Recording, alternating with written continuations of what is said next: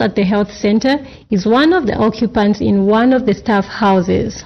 She commends government for the construction of the staff houses through the allocation of the Constituency Development Fund. Standing here, I just want to thank the government for the kind gesture that we have done under CDF. We have built for us 2 houses, which you can see behind me. This is a very good gesture because it has helped us in terms of our work. Before this, we used to come from different places to come for work, and that was very difficult for us. But now the houses are nearby. We are able to go to visit at any time. We are able to work even 24 service. When a client comes at night, you go and attend to a patient because it's nearby to where it's nearby the facilities. Security is another important aspect in any community. St. Dorothy area in Kalilele Ward has witnessed the construction of a modern police post. Mr. Martin Mususu, the officer in charge at Mshindamo Police Post, appreciates the development. We support that human rights is for every individual. So we have also modern cells from our modern police station. So we just want to thank you and appreciate the government of the day. And the area member of parliament explained how the newly constructed police post will improve service delivery in the community. The importance of this police station in Mshindamo district is that it is going to guarantee our people in terms of security, internal security, knowing that Mshindamo is a vast constituency bordering DRC, Chirilabombo, Chingola, Lufanyama, and part of Mpongwe, as well as Kasempa, Kalumbila, and Solwezi Central. So having this station, in addition with the police vehicle that has been procured and delivered, and currently it is here in Mshindamo, will ensure that there is safety for our people. In addition to all the Constituency Development Fund projects, Solwezi East Constituency has also benefited from the procurement of a new grader and an excavator to be used for the rehabilitation of drainages and roads. In concluding the tour of the constituency, the entourage visited Kangwena Ward, where the construction of a bridge at Kulu Stream has been completed. Mr. Katakwe explained the benefits of the bridge. The Solwezi East Member of Parliament expressed gratitude to Parliamentary Broadcasting for taking time to document the Constituency Development Fund projects in his constituency. The people of this constituency, or this ward in particular, are very, very happy. From the time we commissioned this bridge, it has been quiet, and now it is rain season, so the people continue being happy, and they express their gratitude to the leadership from the top, from the president, through the member of parliament speaking here, to the local authority, and everyone who uses the facility. So I'm very, very grateful, and kudos once again to the team from parliament, such that you have actually covered all the projects that we have done so far from the 2022 allocation. Constituency Development Fund is a reality, as can be seen from a number of projects being done in Solwezi East constituency. However, Mutanda Bridge that cuts across Solwezi Central constituency and Solwezi East constituency needs to be rehabilitated, as its current state is a danger to the people that use it. The tour of Solwezi East constituency undoubtedly paints a clear picture of how beneficial the Constituency Development Fund projects are and how community engagement has helped to identify projects for the constituency.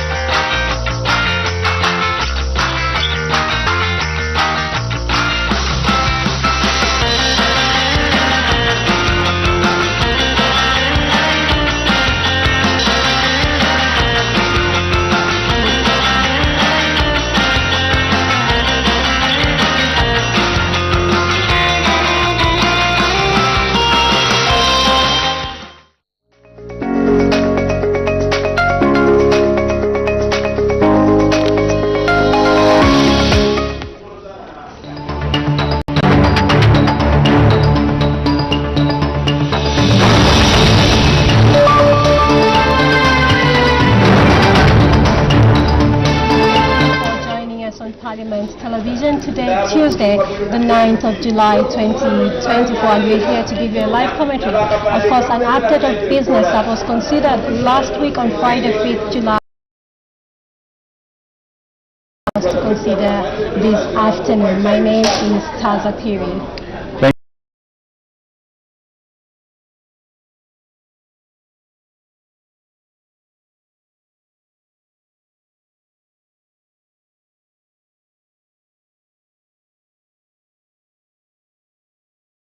And in that announcement,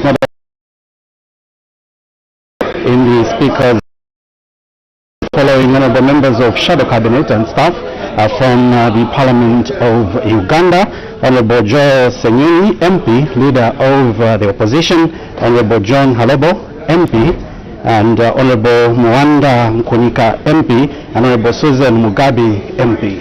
Honorable Francis Zake, MP, Member, Honorable Nokin PP Ojara, MP, Member, and Ms. Jacqueline Aimbisiwe, Staff. Madam First Deputy Speaker, on behalf of the National Assembly of Zambia, warmly welcomed the visitors to the National Assembly. After that announcement that came from the First Deputy Speaker,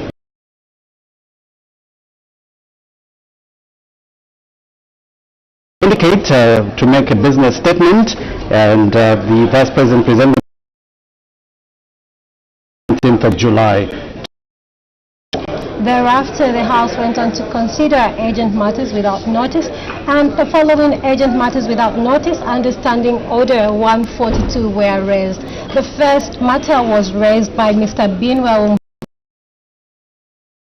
Parliament, and his subject matter was on the alleged involvement of State House officials in the abduction of Mr. Emmanuel J. Banda, Member of Parliament for Petauke Central. This matter was inadmissible.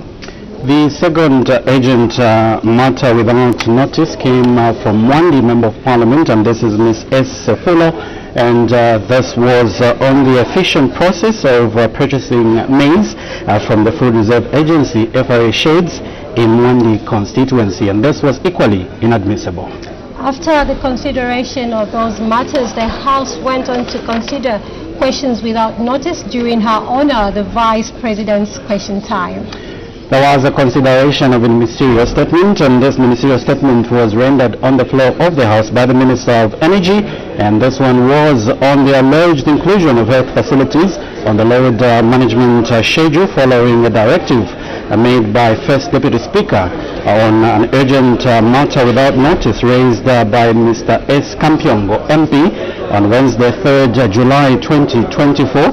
The Minister assured the House of the exemption of strategic institution from load management. And we did see quite a number of members of Parliament seeking clarity from the Minister of Energy by asking follow-up questions, seeking clarity from him.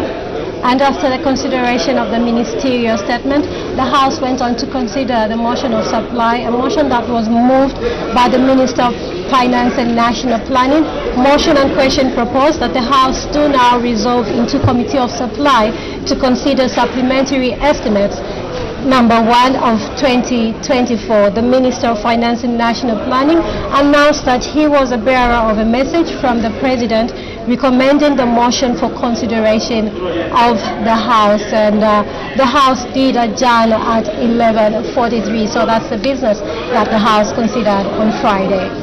So now we take a short break, and on the other side we interest you to what is expected to be considered on the floor of the House today. Keep watching Parliament Television.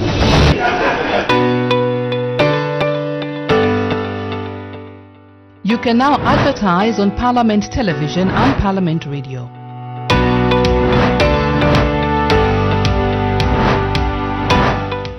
For more information, call 0977 854102 or 0977 536487.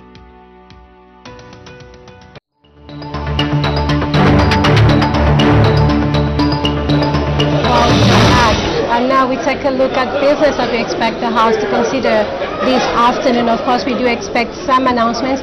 We also expect the House to consider urgent matters without notice.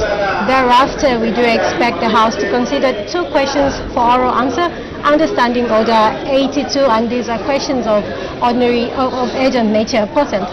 We do have a bill today which is coming up at committee stage, and this is the Matrimonial Causes Amendment Bill, National Assembly Bill number 5 of 2024, and there will be a resumption of debate on the motion of the 5th of July 2024, and also have a motion that will come from Mr. Romeo Kangombe. Exactly, Paulson. This is where he's urging that this House adopts the report of the Committee on Energy, Water Development and Tourism on the implementation of the monthly fuel price reviews in Zambia for the third session of the 13th National Assembly, laid on the table of the House on Wednesday, 3rd July 2024. We do have two questions for oral answer. One is Understanding Order 82. This is a question of urgent nature, and it's coming from Mr. Chinkuli Kanyama, Member of Parliament, directing his question to the Vice President. The member would like to find out, before the onset of the 2024-2025 rainy season to avert flooding in Kanyama Parliamentary Constituency, when the implementation of the plans will commence, and if there are no such plans, why? And question 382 is expected to come from Mr. Emmanuel Banda, who is Muchinga, Member of Parliament, and is expected to ask the Minister of Energy in A, whether the government is aware that more than 2,000 workers from the manganese producing companies in Serenje district have lost their jobs following the closure of manganese mines on 3rd July 2024 due to the load shedding by Zesco Limited, and in B, if so, what urgent measures are being taken to assist the affected workers? The other question is ordinary nature, Understanding Order 80, and it's coming from Mr. Malambo Magoe, Member of Parliament, asking the Minister of Agriculture. The member wants to find out whether the government has any plans to empower small-scale farmers in rural areas countrywide with micro-irrigation system to boost crop production. It's when the plans will be implemented. If there are no such plans, why? So those are the three questions that are expected to be considered on the floor of the House. Two questions of urgent nature, Understanding Order 82, and one question which is an ordinary nature, Understanding Order 8. I'd like to welcome you, all of you that are following us on our social media platform. It could be on our social media, which is YouTube, or it could be following us on our Facebook, and also not forgetting our online platform, which is www.parliament.gov.zm. So thank you so much. Taza, in time from now, the presiding officer will make the way to the chamber. That will signify the commencement of today's proceedings. You can see that's the Honorable Madam Speaker making her way to the chamber. Good afternoon.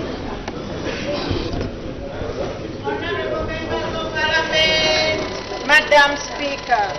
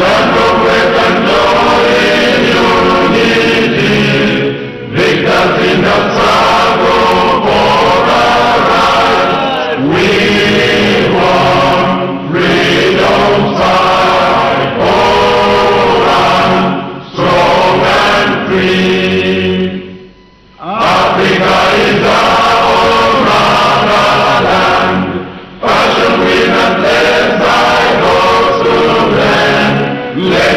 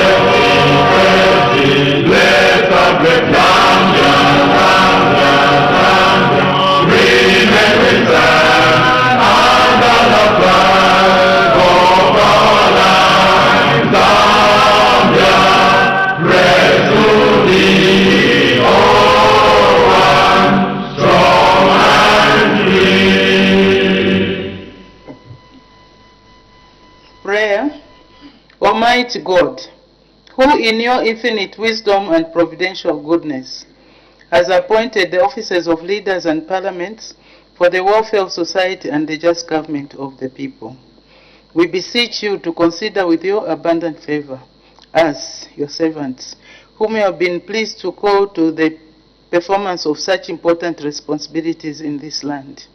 Let your blessing descend upon us here in Parliament assembled, and grant that we may, as in your presence, treat and consider all matters that shall come under our deliberation, in so just and faithful a manner as to promote your honor and glory, and to advance the peace, prosperity, and welfare of our country, and of those whose interests you have committed to our charge. Amen.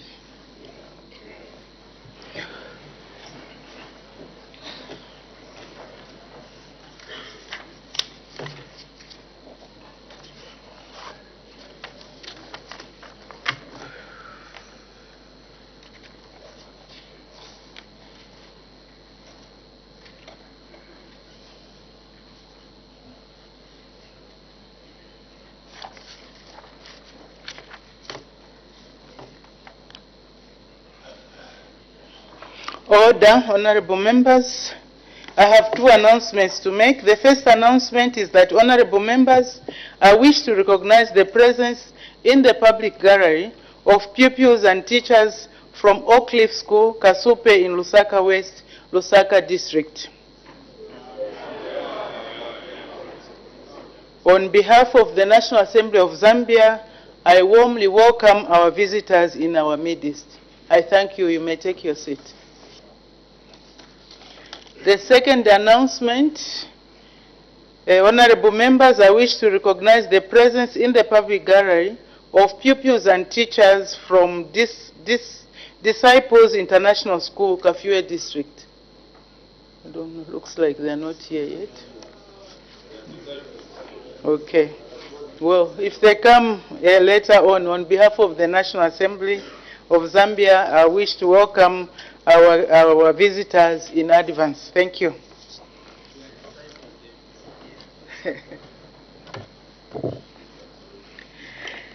The next item is urgent matters without notice. In accordance with our standing orders, only 3, I see several indications. I'll start with the Honorable Member from Ghana. Madam Speaker, welcome back, and thank you for this opportunity for me to raise on a matter of urgent public importance, which matter I'm directing to our Honor the Vice President. Madam Speaker, this country is grappling with serious problems ranging from challenges in the energy sector, where people are going beyond 15 hours in most areas without power. The hunger situation in most areas is beyond the reach of many people to survive.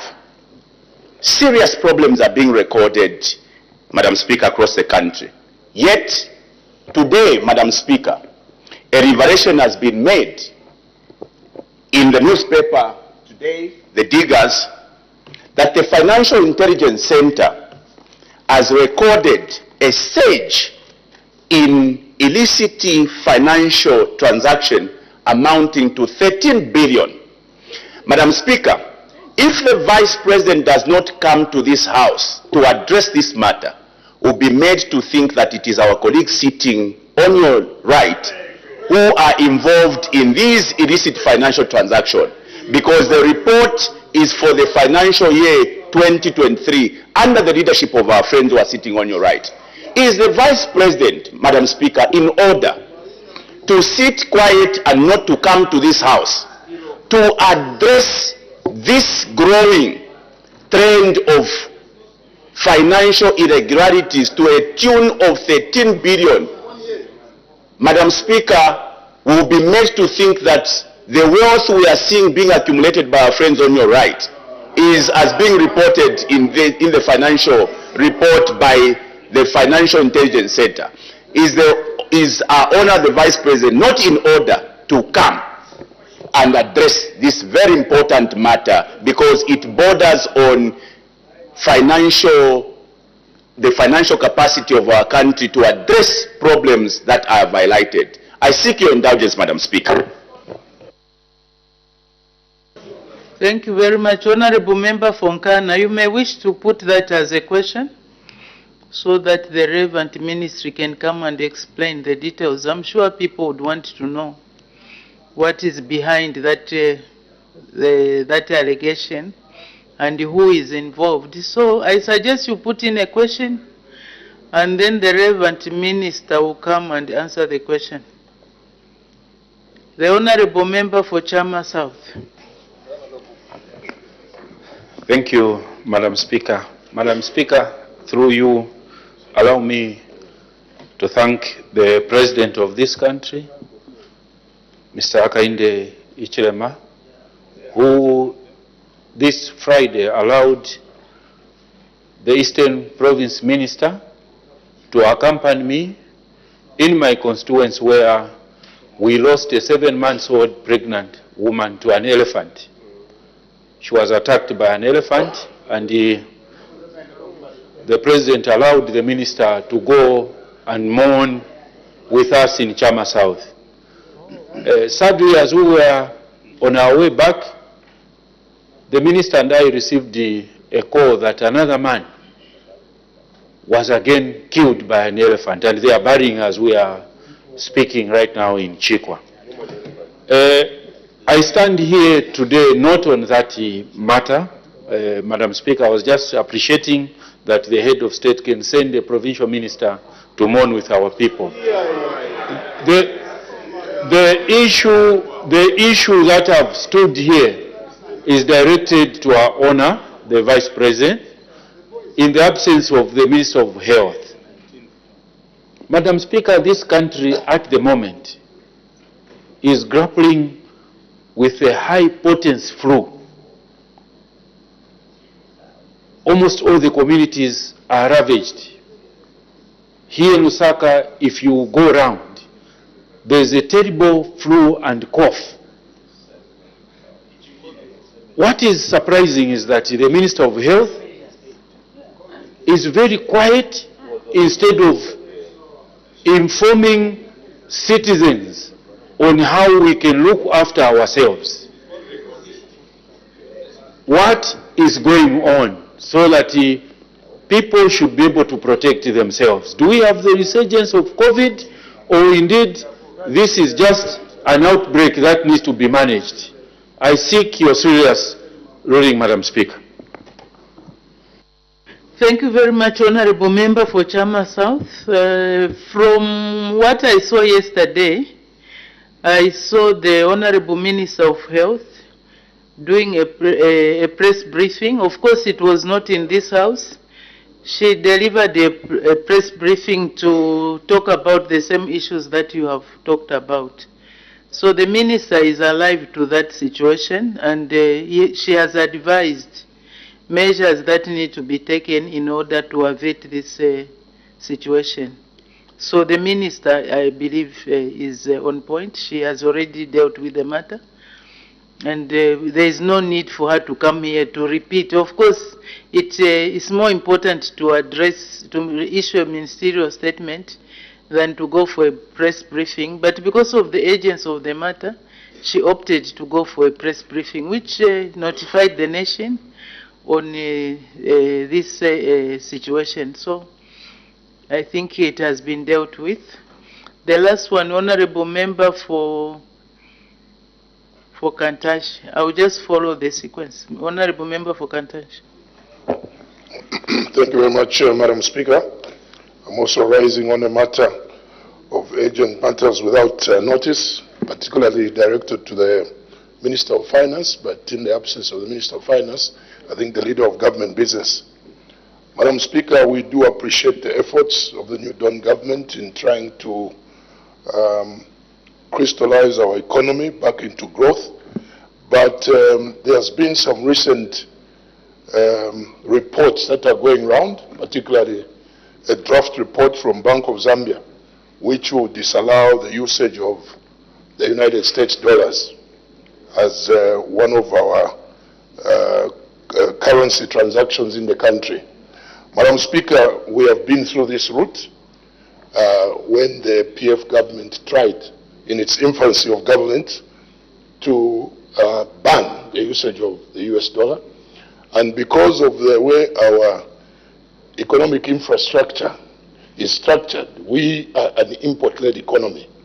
We spend most of our expenditure externally is influenced by the US dollar.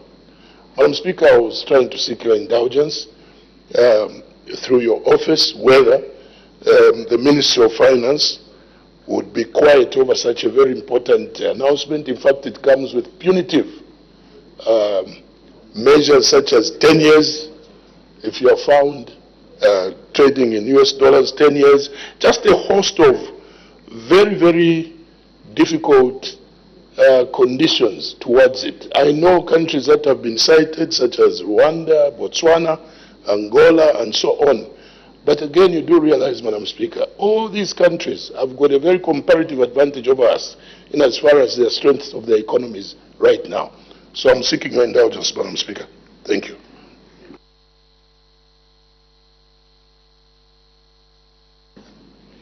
Thank you very much, Honorable Member for Kantanchi, for raising that concern. I know it has not been discussed, even the introduction of that 10-year imprisonment has not been discussed by that House. I think in order for honorable members to be put in the clear what the expectations are, even when they are looking at amending the law, the Honorable Minister of Finance can come to the House on Thursday just to come and clarify this issue. There is also, although I'm not supposed to add, I wanted to add the issue of doing away of checks. Since they are related, maybe the Honorable Minister, although now that is like coming from me, I don't want to be involved in your issues.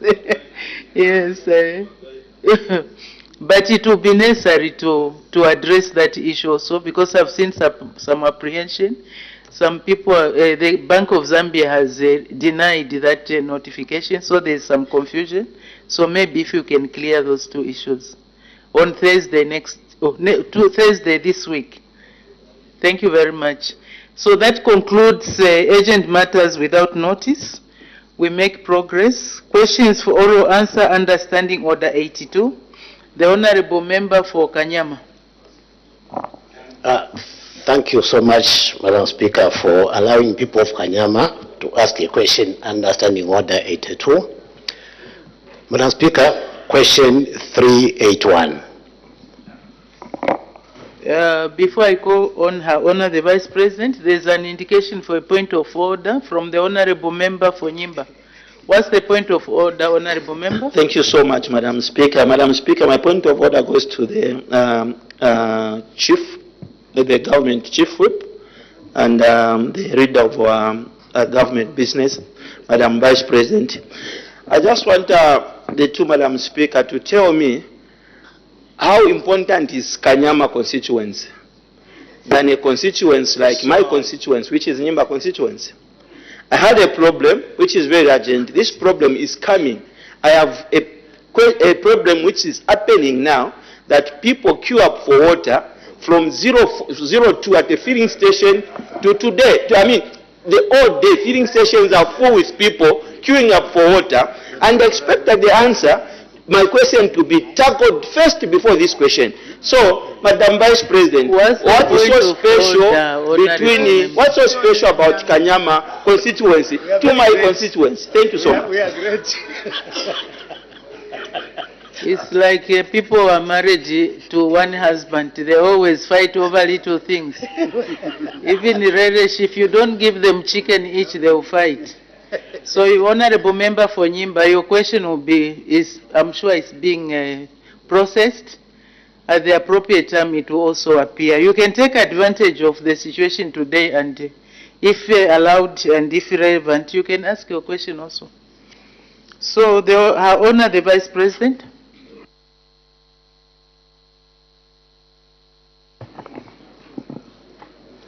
Thank you, Madam Speaker.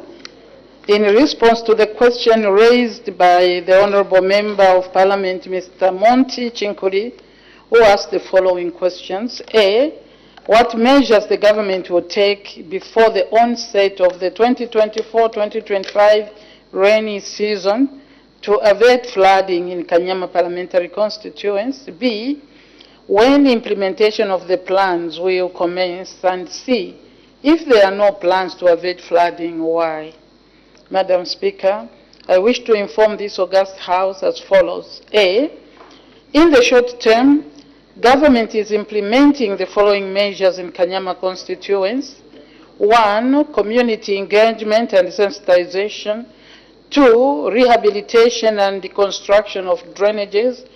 Key drainages include Kalusha Bwalia Drain, Lady Diana and Nazareth Road drainage, Garden House drainage, Road 55 drainage, Mumbwa Road drainage, Power Line 7070 drainage, and McCain Villa drainage. Long-term measures include the following: the rehabilitation and construction of 14 kilometers of roads, demolition of infrastructure, and resettlement of displaced households to identified resettlement schemes. B, I wish to inform this august House that implementation of short-term measures has already commenced with detailed plans and diagrams already developed. Due to the responses given in, that is C, in Part B, A, Part C falls off. Madam Speaker, I thank you. Thank you very much. Supplementary questions. The Honourable Member for Kanyama. Thank you so much, Madam Speaker. And Honourable Vice President, I want to thank you for those remarks. My concern is more on the long-term plan. I believe Kanyama has been known to be a flood area. Each year, rains, come in. And it's like, for me, it's like the government is wasting money over something that may not even stand the test of time. My concern, like I said, is on the long-term plan. When do we see the plan being embarked on to look at the plans that the government has? Thank you.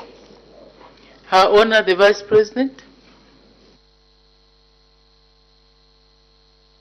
Thank you, Madam Speaker, and I'd like to thank the Honourable Member for that follow-up question, for he wants to know the long term, which is actually the settling of the displaced people, because it entails, Madam Speaker, if we have to really work on Kanyama and try to avert flooding, some infrastructure will have to be, demolished, and then people that own or live there have to be, taken to some other areas. It's not something that has a date to it, because there is also a lot of monetary attachment to the same.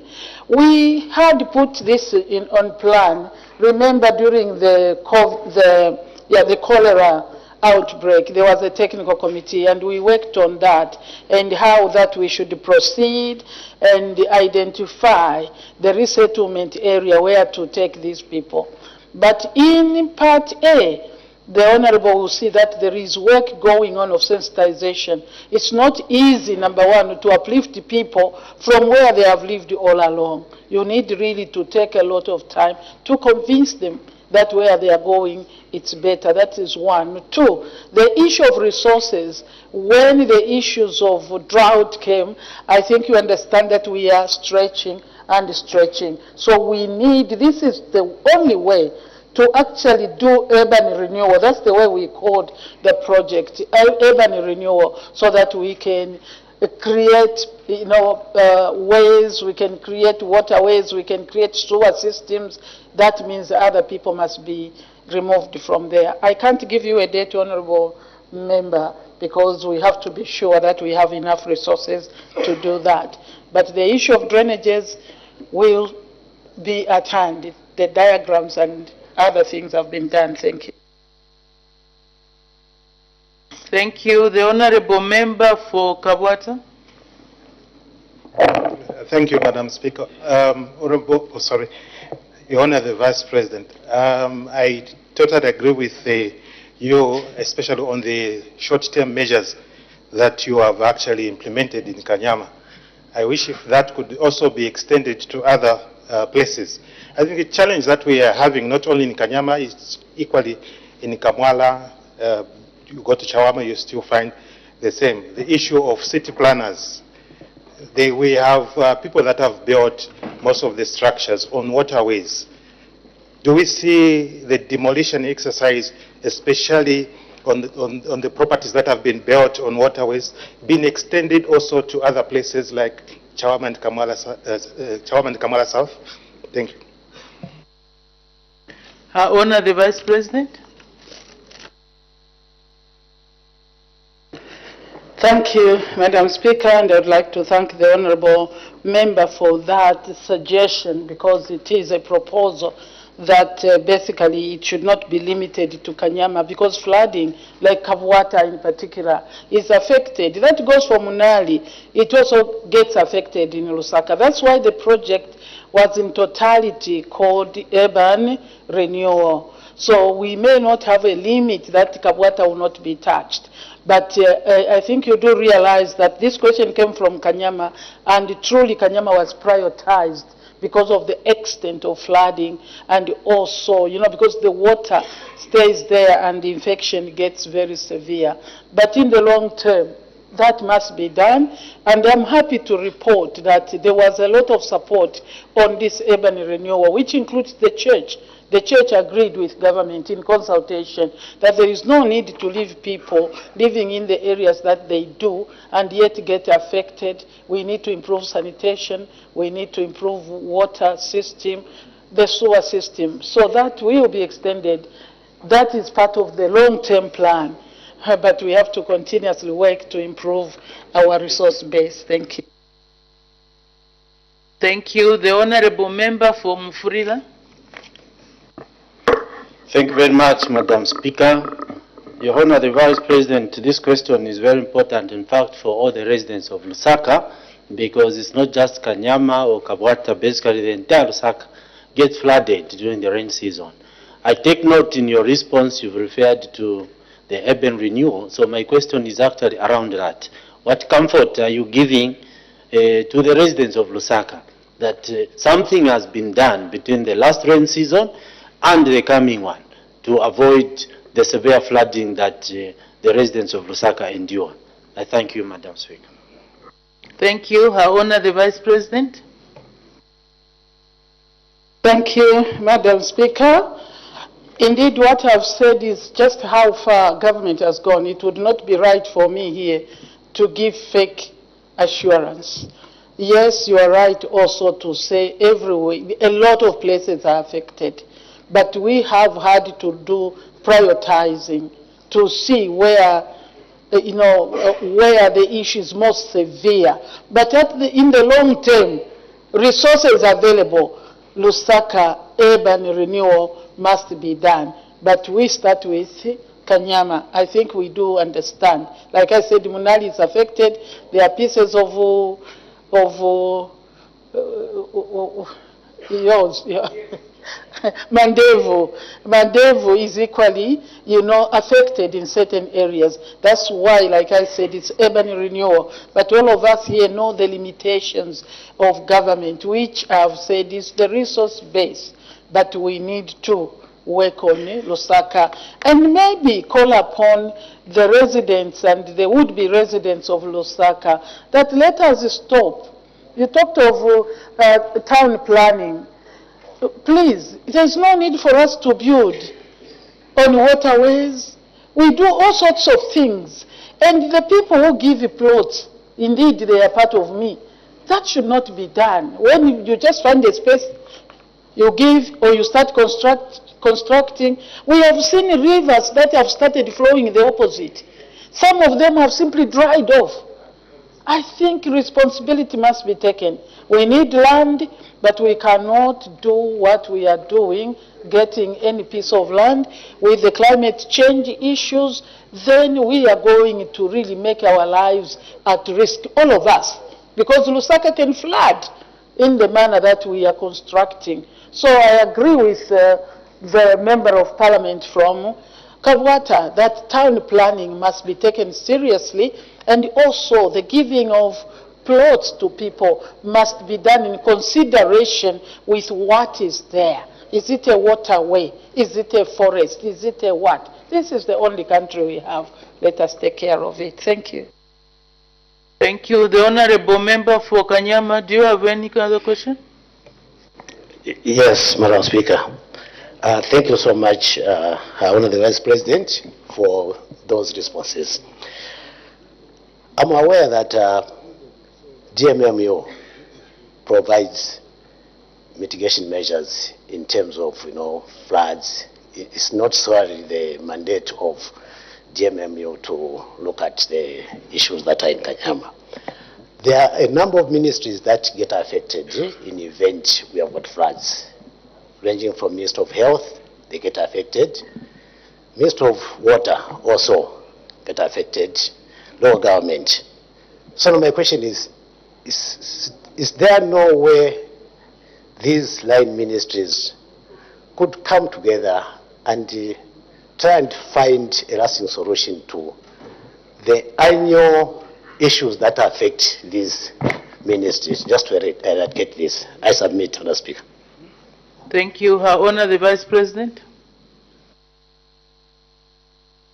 Thank you, Madam Speaker, and thank you, Honourable Member. My response to the question, Honourable, is not DMMU, it's government, because we are whole government. You will remember that when there was cholera, it was not a health matter only. It was local government very actively involved. Remember, the water didn't come from Minister of Health. It came from Minister of Water and Sanitation. You remember that the cleaning was not done by water. It was done by local government. So it's the whole government response that I give. The urban renewal plan includes everybody, local government, it includes infrastructure, it includes water, it includes health. It's whole government. And in this matter, whole society. This is why we are talking of sensitizing, Madam Speaker, the people that are affected, for us to find a solution together. So when I say resources, for example, it's not like there is no resources in DMMU, but there is something. No, it's a response for government. Thank you, Madam.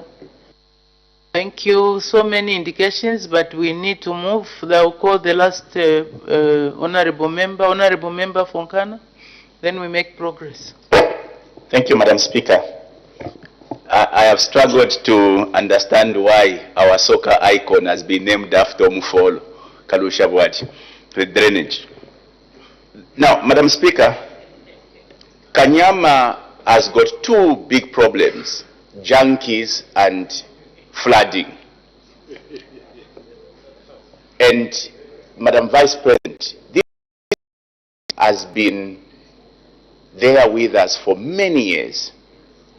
Where I struggle to understand, and I want you to help this House, is it that we do not have an engineering solution to the problem of flooding, not only in Kanyama or the entire Lusaka, or it is an issue of financing? I have in mind at some point, the Millennium Challenge account helped us build the Bombay drainage. Is it that we do not have an engineering solution, or it's an issue of resources? Please help address this problem. I think. Thank you, Her Honor the Vice President. Thank you, Madam Speaker, and I'd like to thank the Honourable for that very important. You talked of three things in my understanding. The two you talked about, the resources, yes, it's a problem. The issue of engineering, yes, it's a problem. But also, you talked about a social problem, the attitude. So it's a combination of all these. Some of the flooding in Kanyama will not even be, is not 100% an engineering part. It is the issue that people fill up the drainages with rubbish. So that is the attitude that I'm talking about. Yes, engineering and resources is attached to the urban renewal program. We have to restructure and see how we ensure that Lusaka generally is drained. Drain Lusaka. You have spoken of the Millennium Challenge.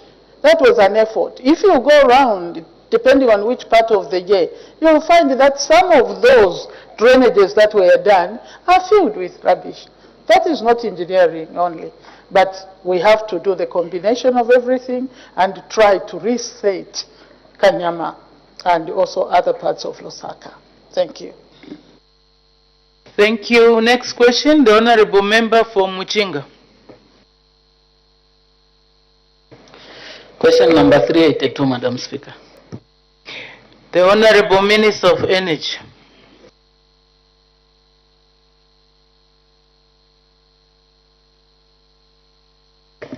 Thank you, Madam Speaker.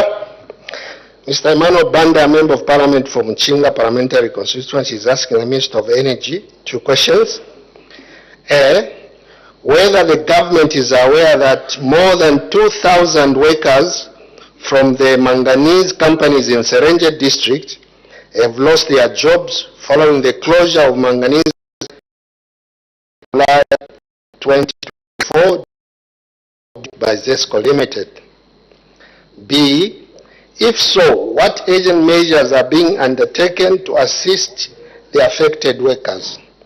Madam Speaker, the answer to A is, my ministry is not aware that over 2,000 workers from the manganese producing companies in Serenje district have lost their jobs following the closure of the manganese mines on the 3rd of July 2024. However, in terms of power supply to the manganese mines, ZESCO Limited commenced engagement with the manganese smelting companies through the Ferroalloys Producers Association of Zambia at the onset of the load shedding exercise in March 2024, on the best way that power supply to the manganese smelting companies could be optimized in view of the energy deficit that was projected to continue up to the end of the year, December 2024. At the initial meeting held in March 2024, both parties, that is ZESCO and the Ferroalloys Producers Association of Zambia, reached an agreement that the manganese smelting companies would be given full supply for their declared demand up to 31st August 2024. In view of the above, ZESCO Limited held a meeting with the Ferroalloys Producers Association of Zambia on 11th June 2024 in Lusaka, where the following matters were presented. 1.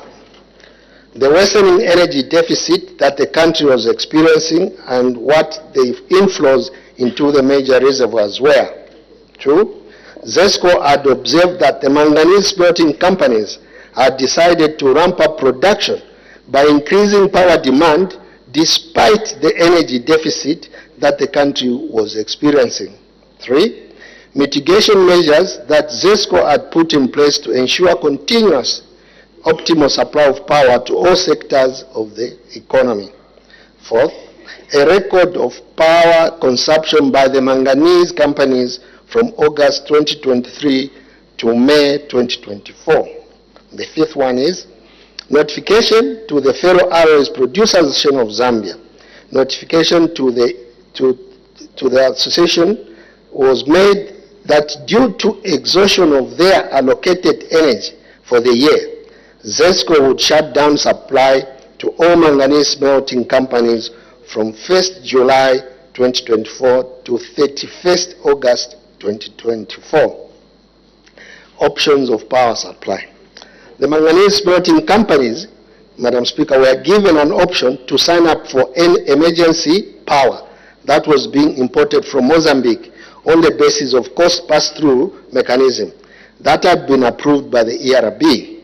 However, the manganese companies were not willing to take up the emergency power, hence resulting in switching them off. It should be noted that manganese smelting companies had a low tariff that was 4.5 cents per kilowatt hour at inception in 2023, and it is currently at 4.7 cents per kilowatt hour with a tariff glide path to attain cost reflectivity in 2027. Contracting the average purchase tariff of 15.3 cents per kilowatt hour from imports that the manganese companies make use at the moment, but they are not willing to uptake the emergency imports. It should be noted that non-firm power customers are accorded a negotiated tariff with ZESCO.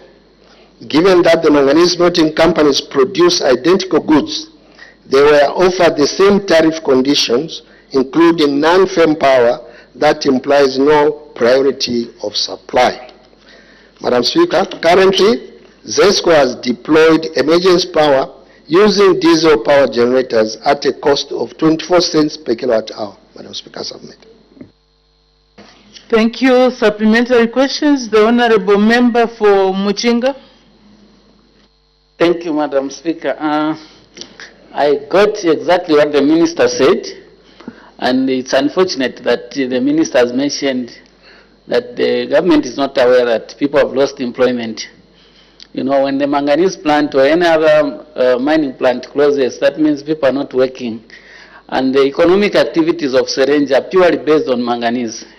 Once those plants remain closed, that means all businesses in Serenja are going to suffer. Honorable Minister, Madam Speaker, I want to ask the Honorable Minister, because I got it that most of the engagements were between ZESCO and the manganese smelting operators.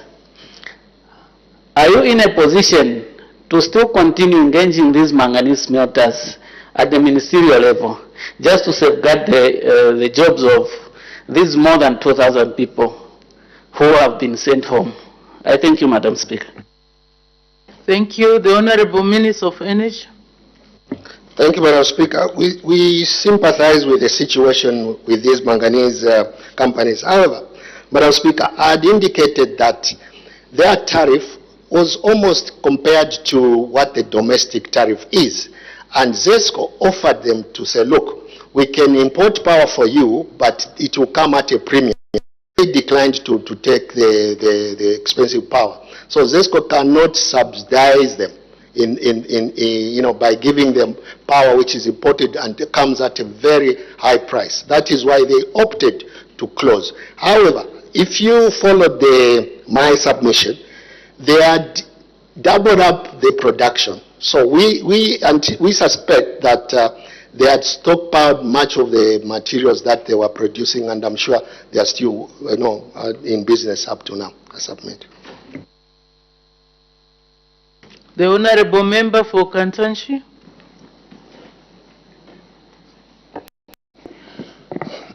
Thank you very much, Madam Speaker.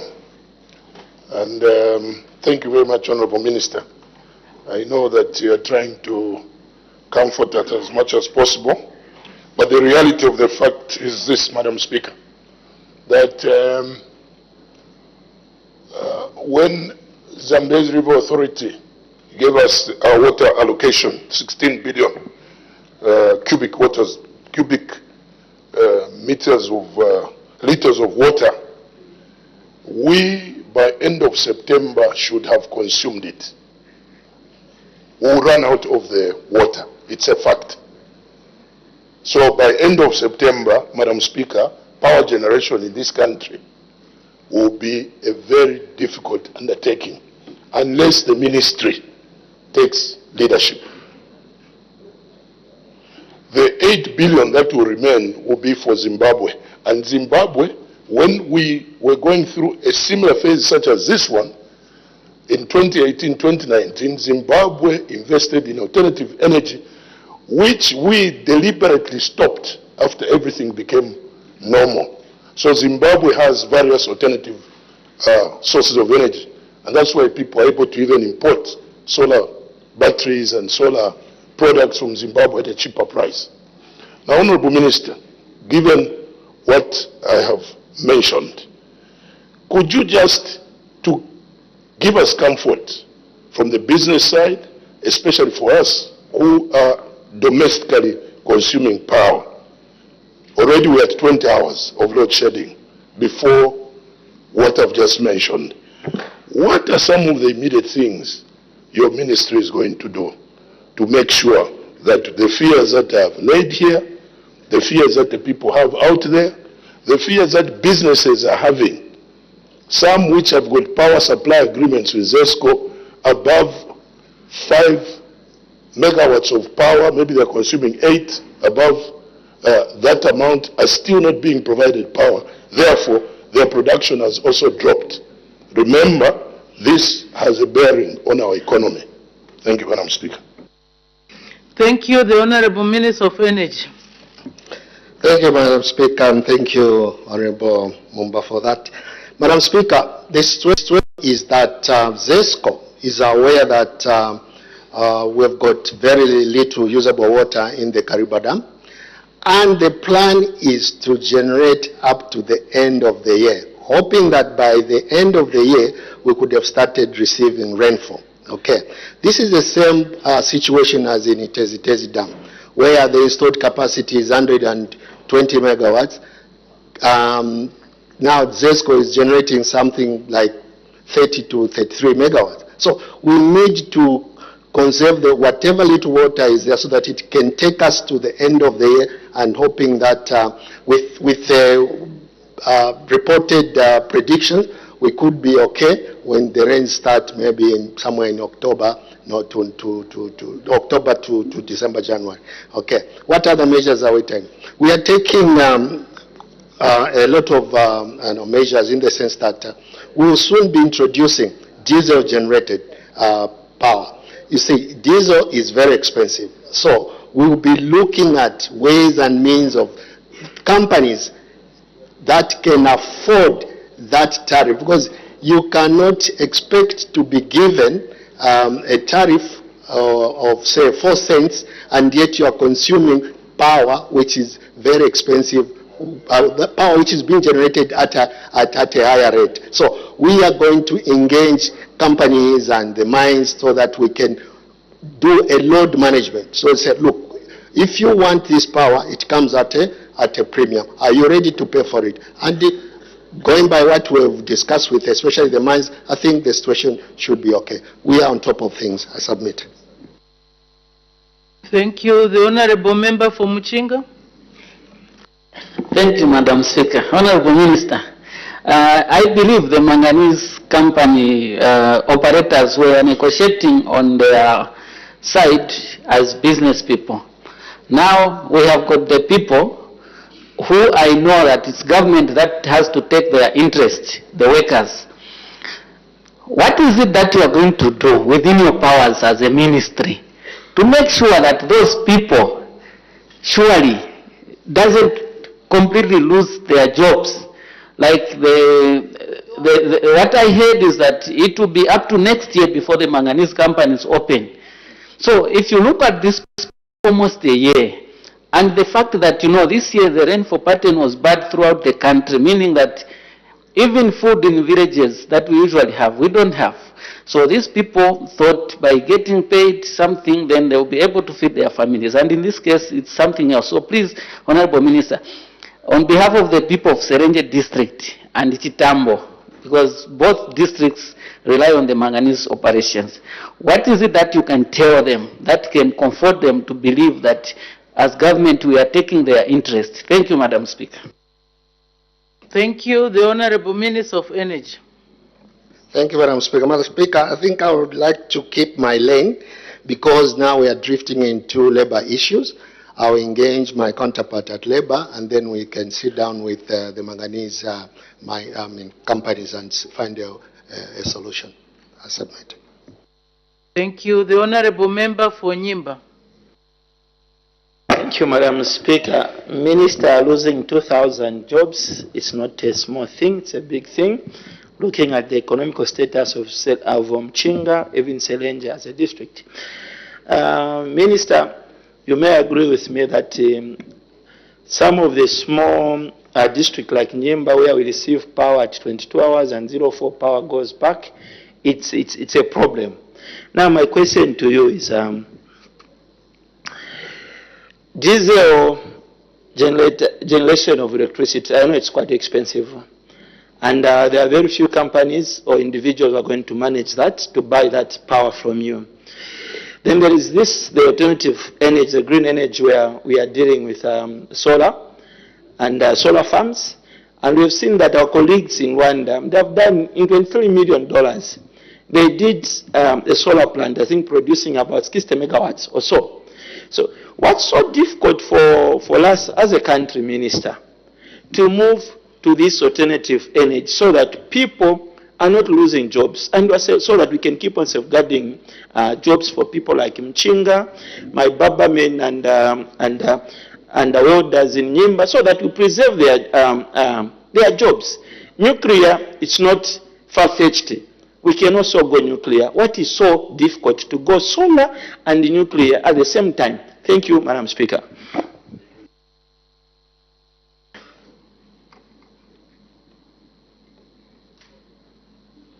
The Honourable Minister of Energy. Thank you, Madam Speaker. Madam Speaker, there is a project going on right now where we are responding to the presidential directive that we should green public institutions, including the parliament buildings, so that we can, at the end of the day, grow back about 400 megawatts, which will be more than half what is almost half of what is the shortfall. So this project is ongoing, and there's been some good response from would-be developers, and we should be able to at least get to non-load shedding at the end of the year, should this project succeed. I submit. Thank you. Let's make progress. Question for oral answer under Standing Order 80. The Honourable Member for Magoe.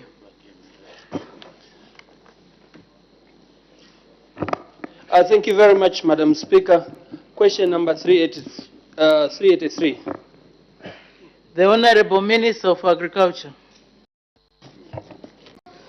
Thank you, Madam Speaker. Madam Speaker, the Honourable Member for Magoe, Honourable Malambo, asked the Minister of Agriculture whether the government has any plans to empower small-scale farmers in rural areas countrywide with micro-irrigation systems to boost crop production, and B, if so, when the plans will be implemented, and C, if there are no such plans, why? Madam Speaker, from the onset, let me indicate that I will soon be coming with a ministerial statement on the Sustainable Agriculture Financing Facility, which will go into detail on this matter. However, the specific answers to these questions are as follows. A, government has plans to put up irrigation infrastructure in various forms countrywide for small-scale farmers to access. This is in a bid to increase crop productivity and production in the agriculture sector.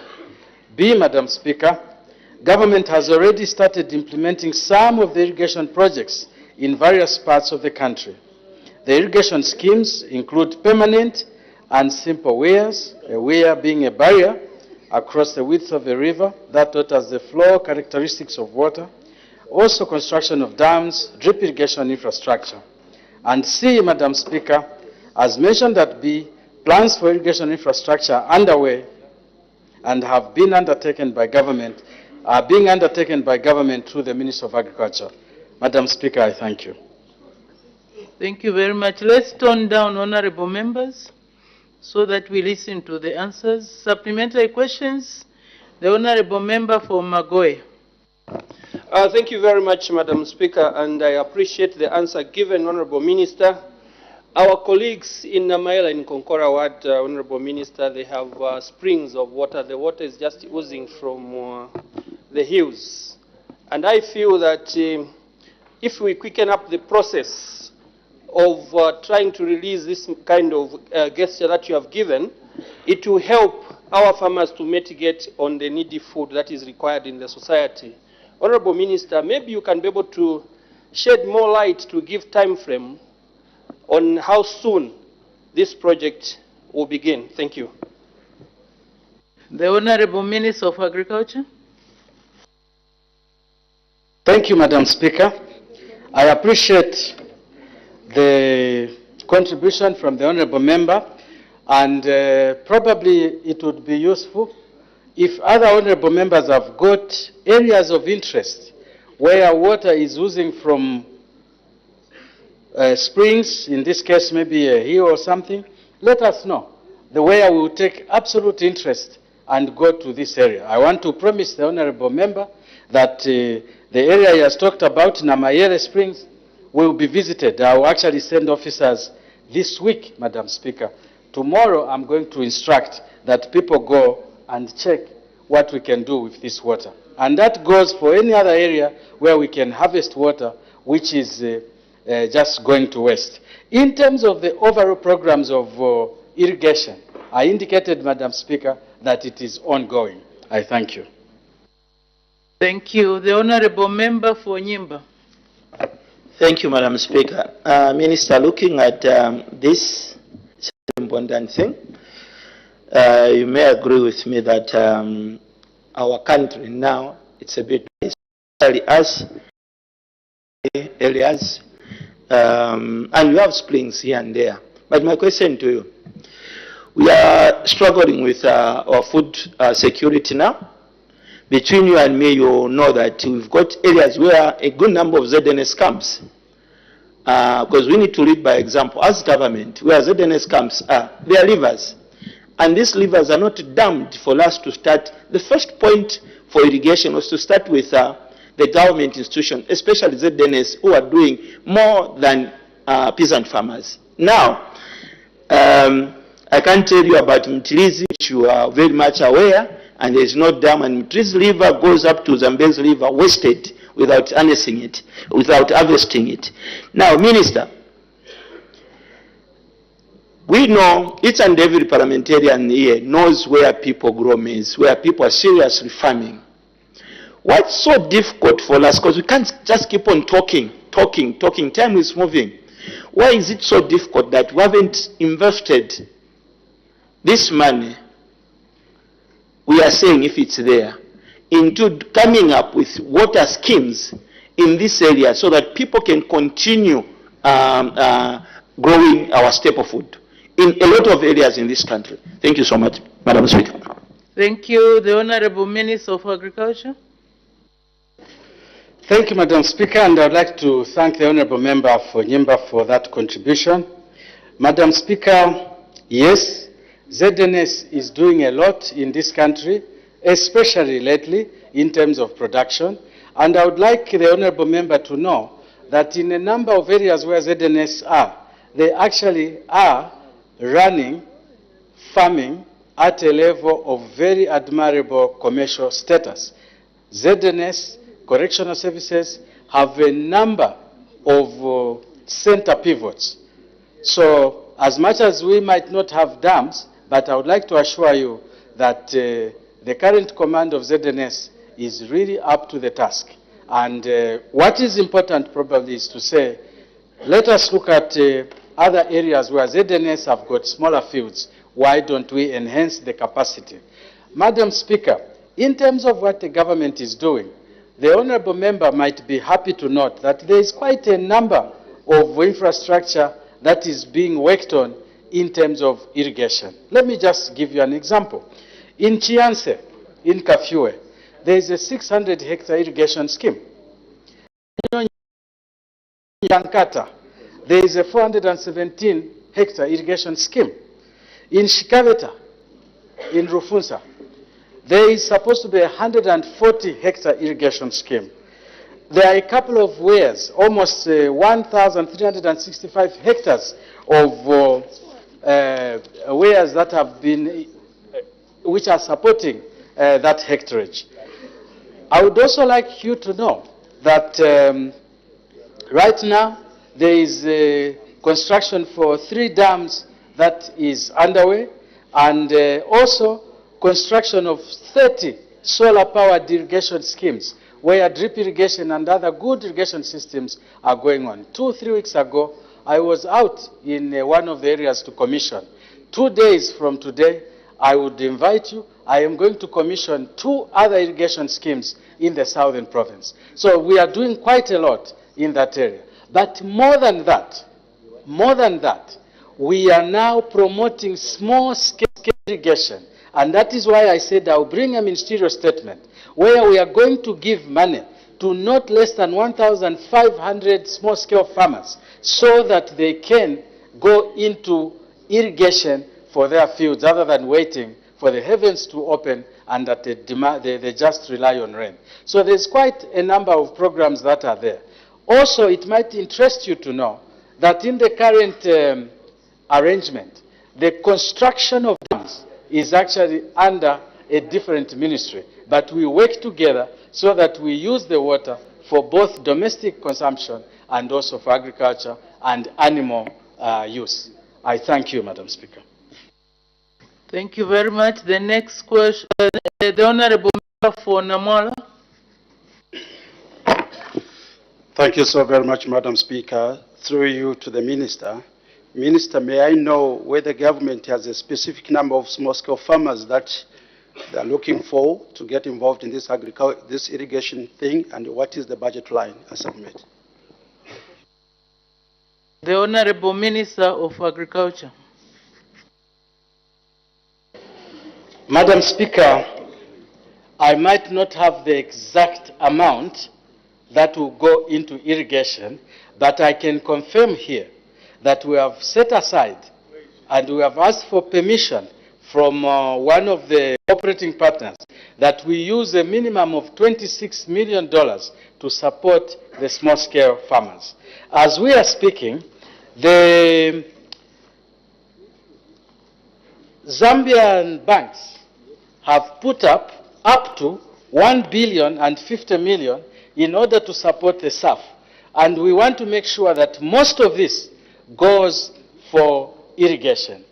Let me also attract the attention of the Minister of Local Government, because he is going to allow the usage of the grant money and the loan money under CDF to go towards irrigation. So as we are going out in the constituencies, let us remind our constituents that the money which is there for loans and grants is being earmarked now for agricultural purposes. And I would guide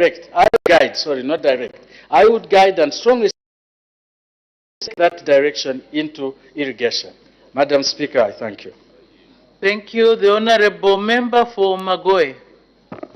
Thank you very much, Madam Speaker. Once more, Honorable Minister, thank you for the good answers.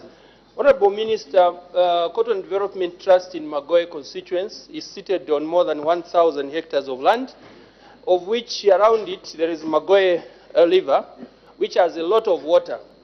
And I know to say that on your table, Honorable Minister, there is a proposal related to planting of winter maize by the Cotton Development Trust.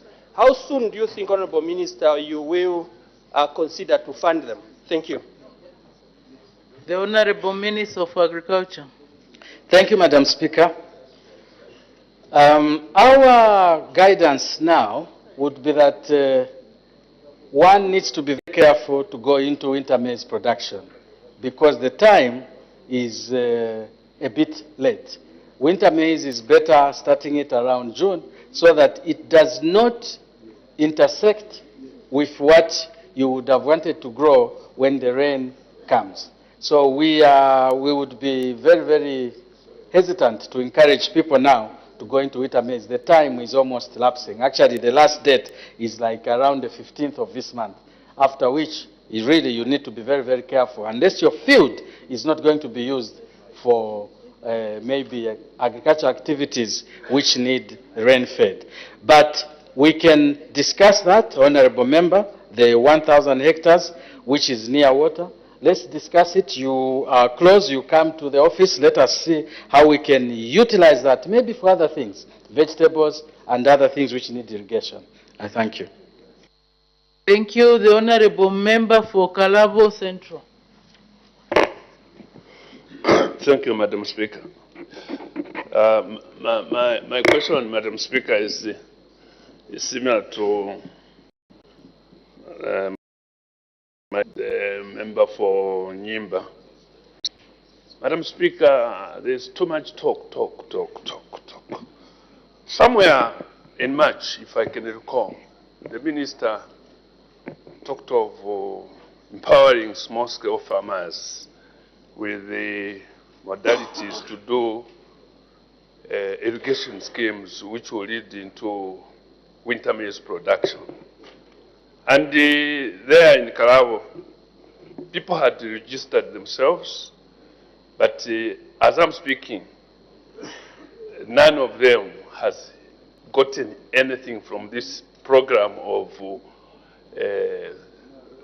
small-scale irrigation system to promote winter maize. Now, Honorable Minister, those people who have been waiting, they were registered by the DACO and your officers. They are there waiting for that empowerment. And today you are saying we are almost done with the winter maize production because of time. What word now of encouragement that can plow back the trust so that they can have hope that this empowerment really will be a workable exercise? Thank you, Madam Speaker. The Honorable Minister of Agriculture. Thank you, Madam Speaker. I would like to give hope to the Honorable Member for Kalawo. Madam Speaker, we might want to avoid thinking that there's just talk. Madam Speaker, we talked here that we'll promote early maize. As I'm talking to you, Madam Speaker, we are collecting we have collected more than 80,000 tons of maize which was planted as early maize. That is not sheer talk. As we are talking, Madam Speaker, we have more than 500 hectares that went into early maize production and will soon be receiving the harvest.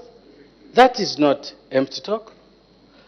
Madam Speaker, I just gave figures that we are looking at harnessing $26 million to go into supporting small-scale farmers so that they can have irrigation facilities. That is not talk. I have given figures here that the banks have provided 1 billion 50 million Zambian kwacha of their resource, of course de-risked, to support small-scale irrigation. That is not empty talk. What is important is now to make sure that we register the right farmers to go and collect this money so that they can have irrigation equipment. Now, the Honorable Member was emphasizing on winter maize. Not all the winter maize is supposed to be supported by the government. Like not all agriculture is supposed to be supported by government. Those who did, we are going to buy from them at a very good price. That is the incentive the government is giving. So I would like the Honorable Member to have confidence and maybe depart from the thought that we are just talking. His government is not a talking government, it's a doing government. I thank you. Thank you very much. We make progress. Notes of motion. The Honorable Member for Mansa. Madam Speaker, I beg to move that this House to adopt the report of the Committee on Energy, Water Development and Tourism on the implementation of monthly fuel price reviews in Zambia for the third session of the 13th National Assembly, laid on the table of the House on Wednesday, 3rd July 2024. Thank you. Is the motion seconded? Yes, Madam Speaker.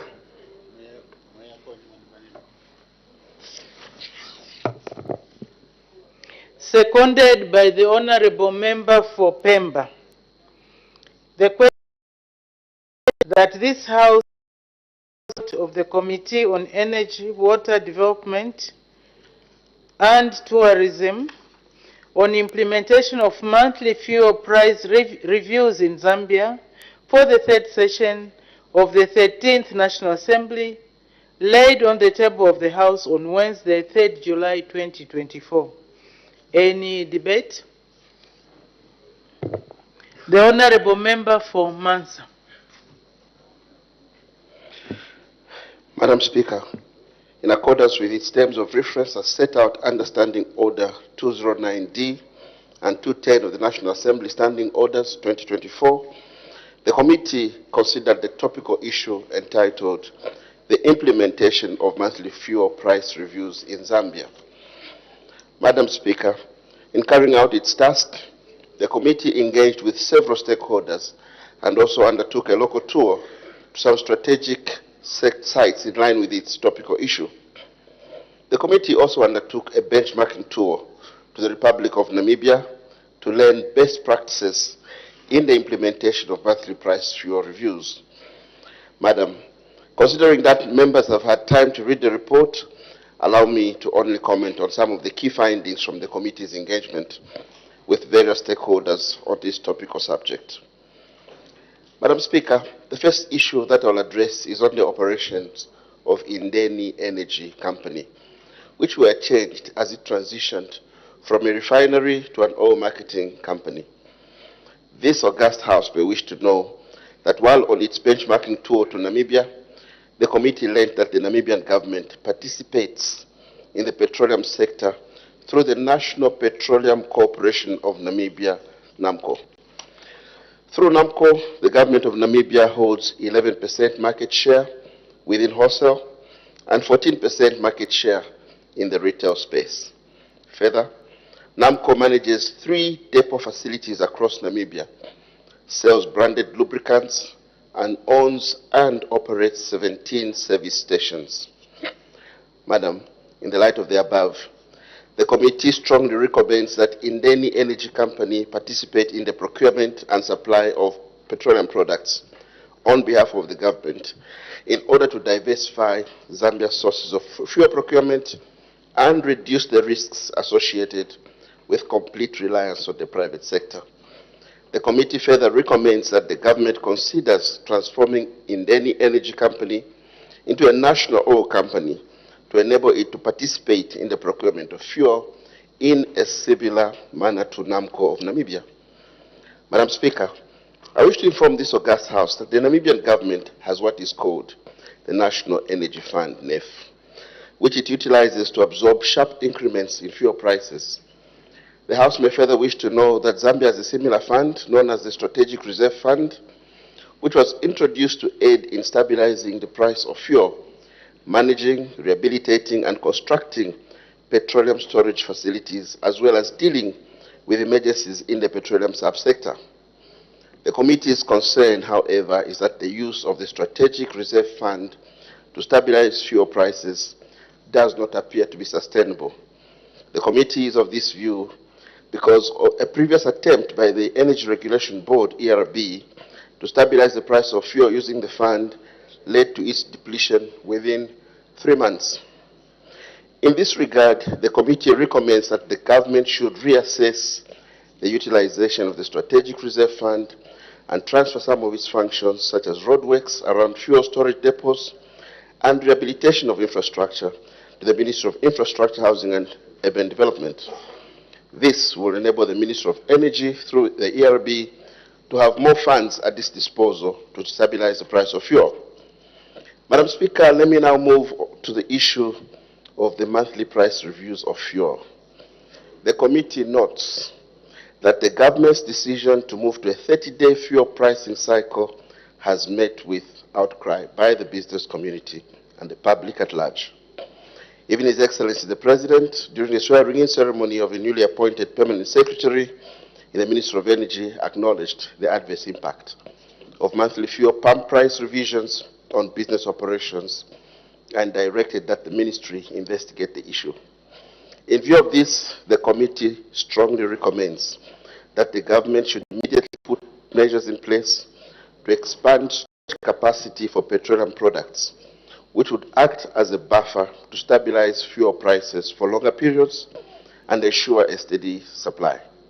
The committee further recommends that the government considers entering into government-to-government fuel procurement arrangements through Indeni Energy Company as a national oil company, which can help reduce fuel prices by eliminating middlemen, securing bulk pricing, and negotiating favorable terms. Madam Speaker, the House may further wish to note that there have been complaints by industry players regarding the lack of transparency in the awarding of contracts for the use of the Tazama pipeline. In this regard, the committee recommends that the government takes measures to enhance transparency in procurement within this sector. Procurement should be conducted through a transparent and competitive bidding process, and the awarding of contracts should adhere to the provisions of the Public Procurement Act No. 8 of 2020. Madam Speaker, as I end, I wish to appeal to the Executive to study and implement the recommendations contained in the committee's report on the implementation of monthly fuel price reviews in Zambia. Let me also appeal to all honorable members of Parliament of this august House to support the committee's report. And I conclude, Madam Speaker, by thanking all the stakeholders who appeared before the committee and tendered written and oral submissions. I also wish to thank you, Madam, and the Office of the Clerk of the National Assembly for the guidance and support rendered to the committee throughout the session. Madam Speaker, I beg to move. Thank you very much. There's a lot of talking in the House. Please tone down. If you have to consult loudly, you can step outside and do those consultations. Does the seconder wish to speak now or later? Now, Madam Speaker. The Honorable Member for Pemba. Thank you so much, Madam Speaker.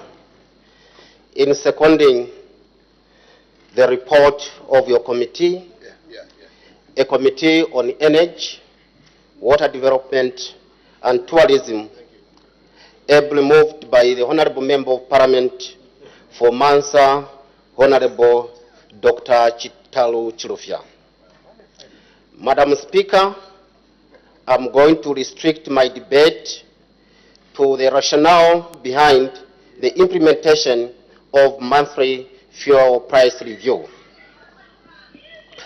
Madam Speaker, in order to have a balanced report, your committee interacted with the consumers, your committee interacted with economic players and the technocrats. Madam Speaker,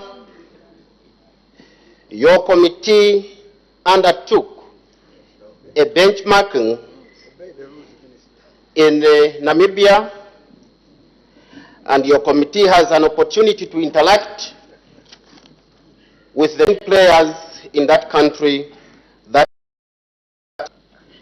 oil marketing companies and NAMCO.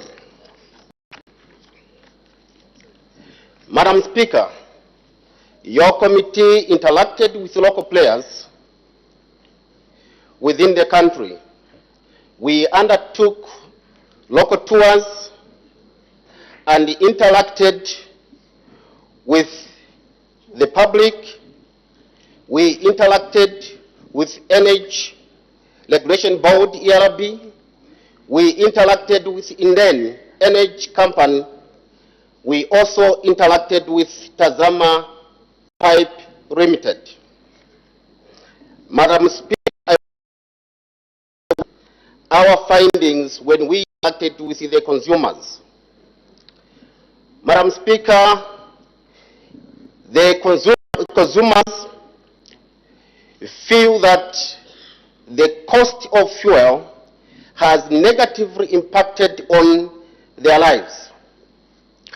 Further, Madam Speaker, you may wish to know that the government do adjust the price either upwards or downwards depending on the market price of fuel. But the complaint from the consumers is that this adjustment downwards does not fully benefit the consumers. In most cases, when the price goes down, the price of commodities do not change downwards. They remain static. Instead, when the price goes up, the price of commodities also adjusts upward. Madam Speaker, we got a response from the economic players, and the information that was corrected is that the current system used in adjusting the price of fuel is heavily impacting or negatively impacting on the cost of doing business. Their observation is that it has become very difficult in their planning or budgeting. Madam Speaker, for us to have a balanced report, we got information, or rather we interacted with economic players. We had an opportunity, Madam Speaker, to visit Inden. We had an opportunity to interact with ERB. You may wish to know, Madam Speaker, that ERB used to review the price of fuel after 60 days. But later on, they migrated to 30 days. Madam Speaker, the information we were given is that during the period when they were reviewing the price after 60 days, the government ended up having a debt of about $866 million. Madam Speaker, from the point of technocrats, it becomes quite difficult to migrate from 30 days to 60 days or 90 days. The reason being that the prices internationally are not static, they actually adjust upward or downwards. And currently that's the reason why when the price internationally goes down, here back home, the pump price also is adjusted downwards. There is also the issue of the currency. When the kwacha depreciates, it means the cost of fuel also goes down. Goes up. When the kwacha appreciates, the cost of fuel goes down. Madam Speaker, it is therefore very clear that if we are to migrate to 60 days or 90 days, we are going to have an economic shock because we have accumulated a price adjustment which will be not good for the economy. But Madam Speaker, the other intervention that may be good for the country, we need to have Indeni be a government supplier of fuel. In short, we want the government through Indeni to be involved. By so doing, the Indeni will be able to help in the terms of fuel reserve so that when the price goes up because of the stock, we'll be able to have fuel which is manageable at a low cost. Madam Speaker, with these few words, I submit and I beg to move. Thank you very much. Any further debate? The Honorable Member for Nkana.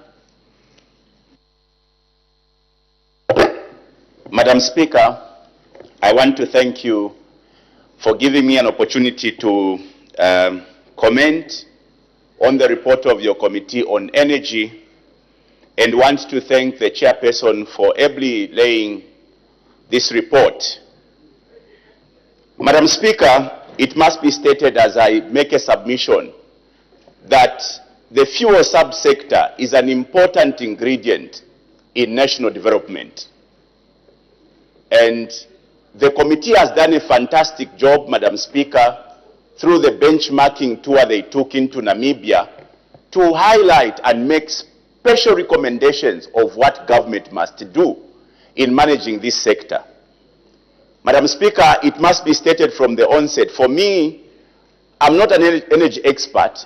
I totally do disagree with the policy direction that the UPND government has taken in managing the fuel subsector. In the wisdom of those that managed this country before us, Madam Speaker, two very important institutions were established. Indeni, for the processing of the commingled fuel that government used to buy, and also Tazama, which used to transport that commingled fuel. Strategic institution, Madam Speaker. I think for the record's sake, it must be understood, at any given time, when government used to procure fuel, the commingled fuel, a ship would be procured, docks in Dar es Salaam, Indeni transports that commingled fuel into, or rather Tazama transports that commingled fuel into Indeni.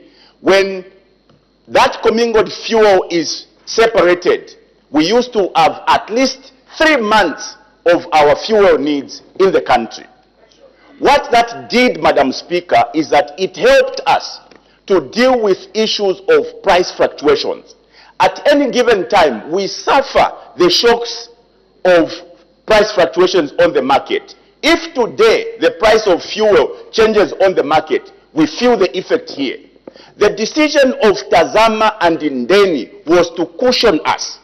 When we have 3 months of energy cover, or fuel cover, even if there is a change in the price of fuel on the international market, we will not feel it because we are covered for 3 months. That is why those two industries were set up by those that came before us. Our friends today have decided to change because of the simple challenges that surfaced in the sector. What the committee has reported, Madam Speaker, is that the government of Namibia is very active in the energy sector, in the fuel subsector in Namibia. Very active. Madam Speaker, there is no country, and I beg to be challenged, in the world that has stayed completely away from the fuel subsector. It's completely amiss for government to make a decision to completely stay away from this very important part of our economy. Because, Madam Speaker, you cannot leave the fuel subsector to the private sector. Because the private sector can manipulate you in price, they can manipulate you in the availability of the commodity. The reason why we are in Delhi, the reason why we are Tazama was so that we are not amenable, or we are not susceptible to being manipulated by the private sector. The other governments that came, and I think the PF government took a further step by creating more storage capacity. Today, as we speak, remember, Madam Speaker, Indeni was able to store up to 3 months of our monthly, or rather our fuel needs. 3 months. The previous government embarked on a program to construct more storage facilities across the provinces. Today, as we speak, there is a storage facility that was built in Lusaka that is able to store approximately 25 million liters of fuel. There is a storage facility in Solwezi for the northern region or northwestern region. There is a storage facility in Luapula. There is a storage facility, I want to believe, in Mongu a number of storage facilities that were constructed in an effort to cover ourselves from external shocks. What that decision does, Madam Speaker, is that at any given time, government is able to have enough fuel. Peradventure, there was war where we are getting our fuel.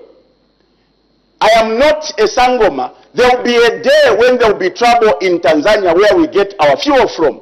How are we going to be cushioned from such a trouble? That is the reason why these very important institutions were created, Madam Speaker. Alas, our friends are completely staying away from this sector. That is why we are vulnerable. That is why our prices of fuel are being changed every month. The recommendation of your committee, Madam Speaker, also speaks to the issue of price reviews, monthly price reviews. Madam Speaker, every business is run through plans. You plan for your business. And one of the most important part of your planning is the cost of fuel. How can you plan as a business entity if the price of fuel is going to be fluctuating every month? The reason why we have to keep changing the prices of fuel every month is because we are now a hand-to-mouth country in as far as fuel is concerned. Because for us today, and I can challenge anyone, we do not even have sufficient stocks to last a month in Zambia anymore. Because we have left this sector to the private sector. Madam Speaker, all the storage facilities across the country, go into Solwezi, go into Mansa, are empty. This government spent millions of dollars to construct those fuel facilities.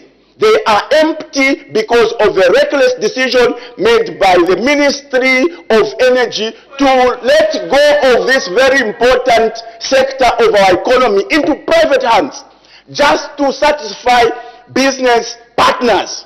It is not correct at the expense of the country to let go of an important sector of the economy into the hands of a private participants who can manipulate government at will. The committee has made a very good recommendation, Madam Speaker, that this country needs to revert back to government procurement of fuel. That is what your friends do in other countries, Madam Speaker. You don't let this very important sector, the fuel subsector, in the hands of private players. They will manipulate you, and what we are observing right now is the fears as expressed by a committee. The committee is making a recommendation, Madam Speaker, that government needs to go back to getting part and to becoming a critical player in this subsector, so that, as per the committee's recommendation, government can then be buying fuel on a government-to-government basis. Madam Speaker, the price mechanism of fuel has been awful. Issues of price marking has made the price of fuel continue to go up. Even the same issue of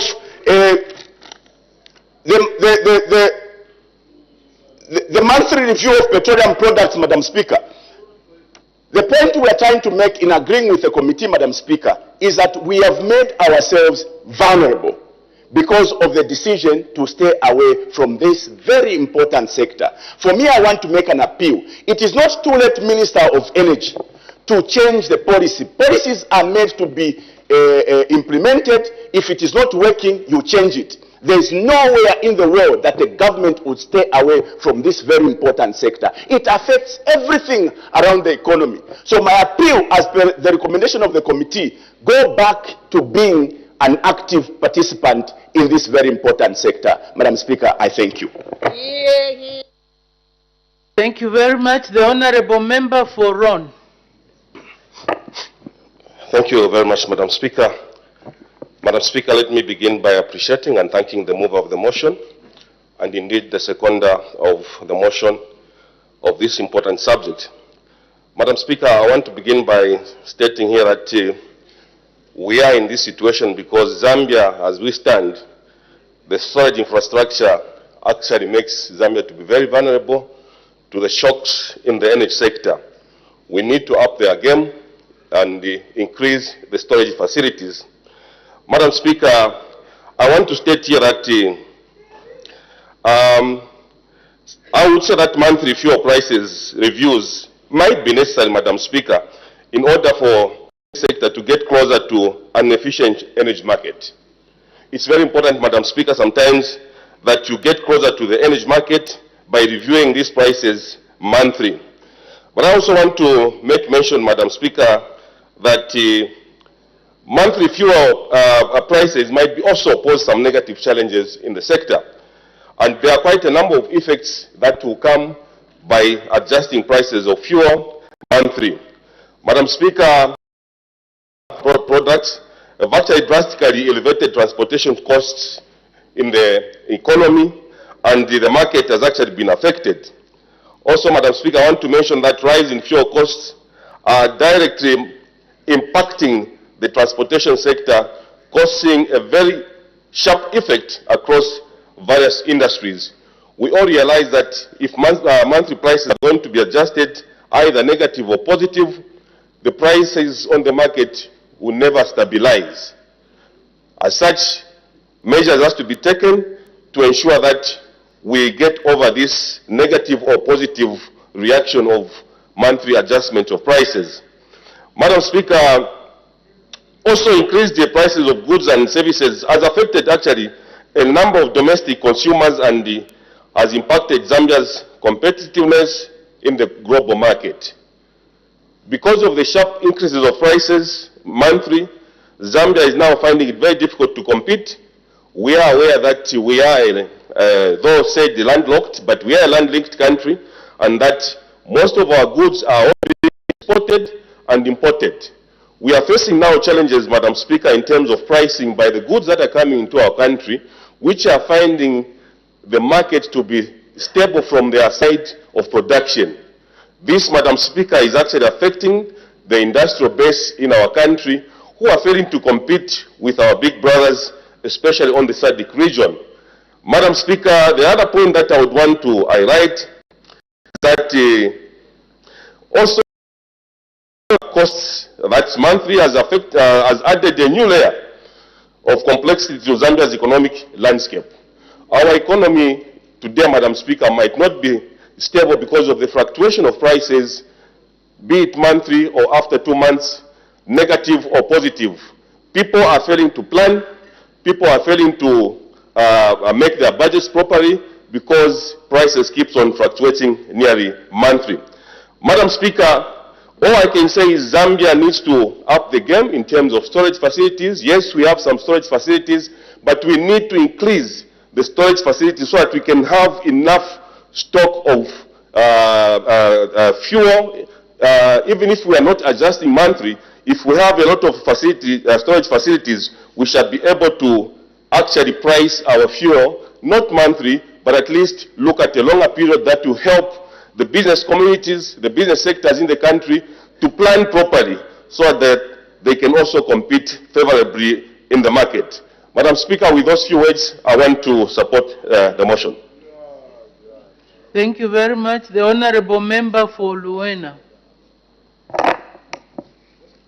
Thank you very much, Madam Speaker, for the opportunity given to the people of Luena to add a word or two, add their voice also to the debate on the report, ably moved by the Honorable Member for Mansa Central and supported by the Honorable, or seconded by the Honorable Member for Pemba.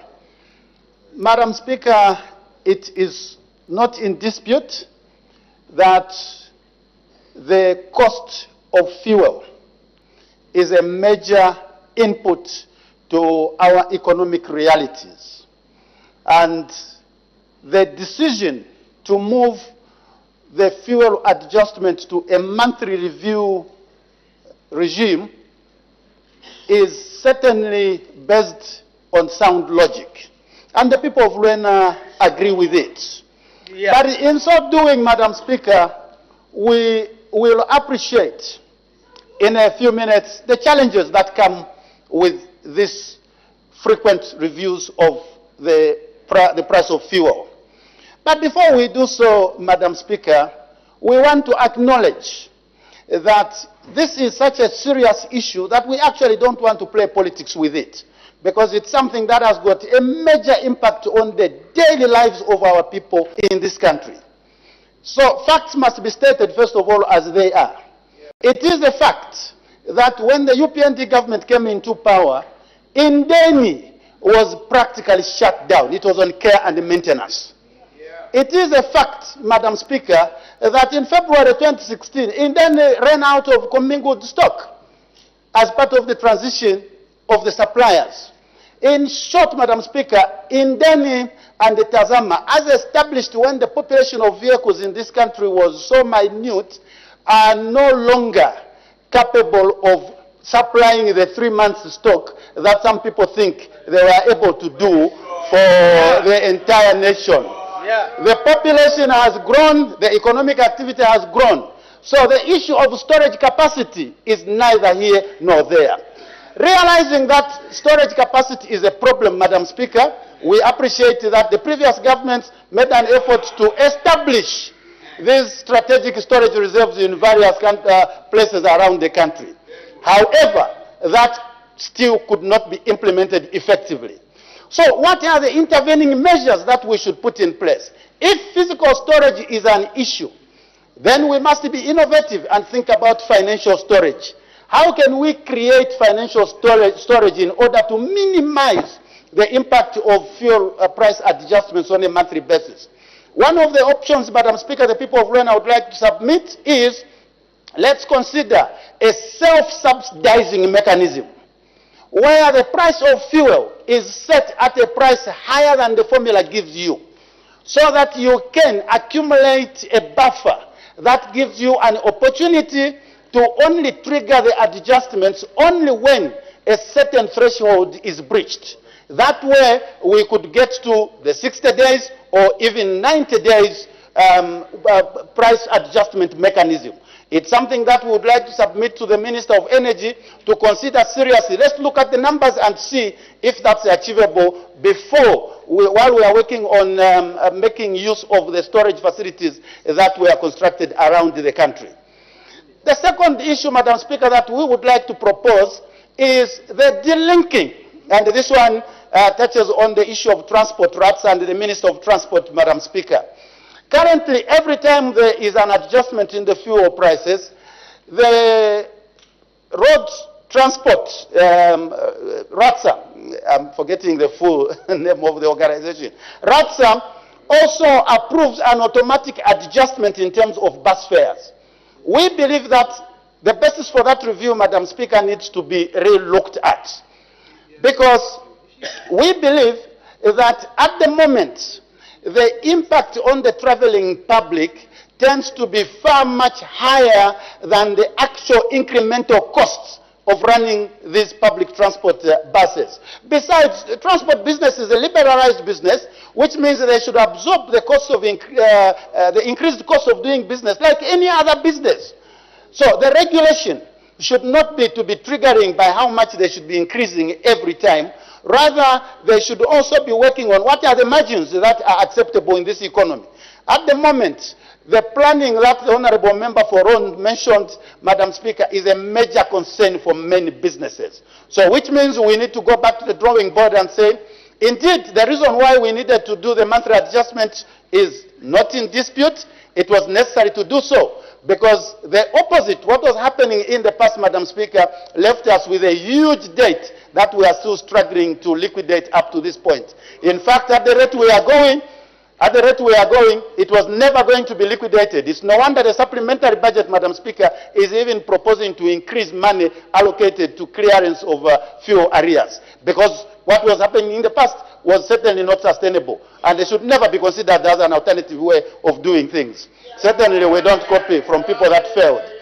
Madam Speaker, with these few words, the people of Rwanda would like to propose that all the options that are put on the table by the report and the ones we are submitting on the floor of the House should be taken on board by the ministry in going forward, so that we can put our collective heads together and look at the options and the innovative ideas that we can deploy in order to minimize the impact of us selling fuel to the public at cost-reflective prices. We cannot sell at anything lower than the cost of acquiring fuel. but how do we actually incorporate that in our pricing mechanisms? With these words, Madam Speaker, we would like to support the adoption of the report. Thank you very much. Thank you. Honorable members, let's avoid debating while seated. Let's observe the standing orders. The Honorable Member for Kalavo Central.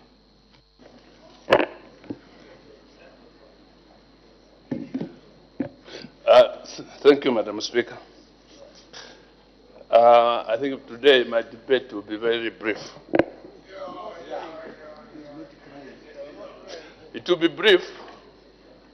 I was just whispering to my colleague here, Honorable Salva,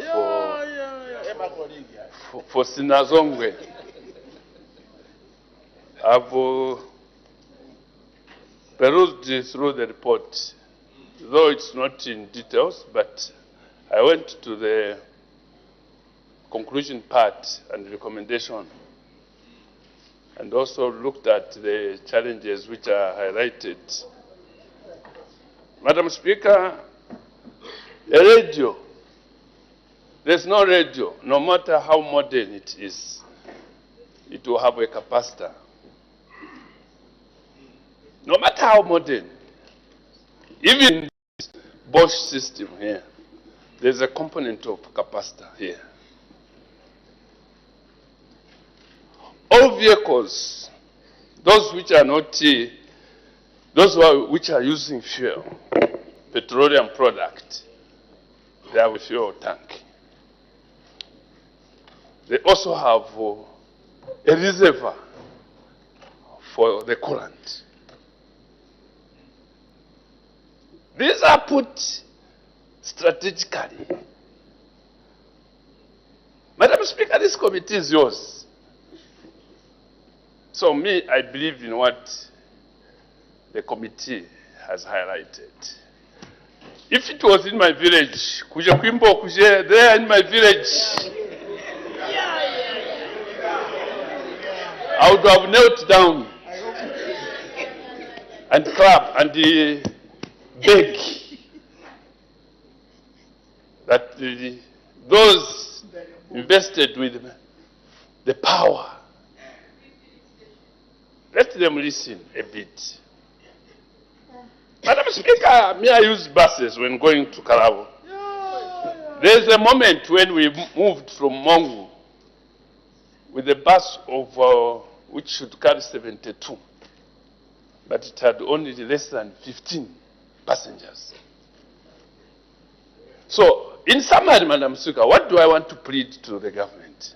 One, to listen to the recommendation. There's only one major recommendation, so I'll read. 2.4, Committee's observations and recommendations. Honorable Minister, having engaged with the stakeholders, the committee presents its observations and recommendations as set out below.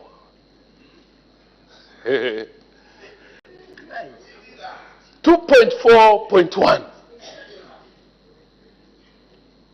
The committee observes, Madam Speaker, observation can also be applied scientifically.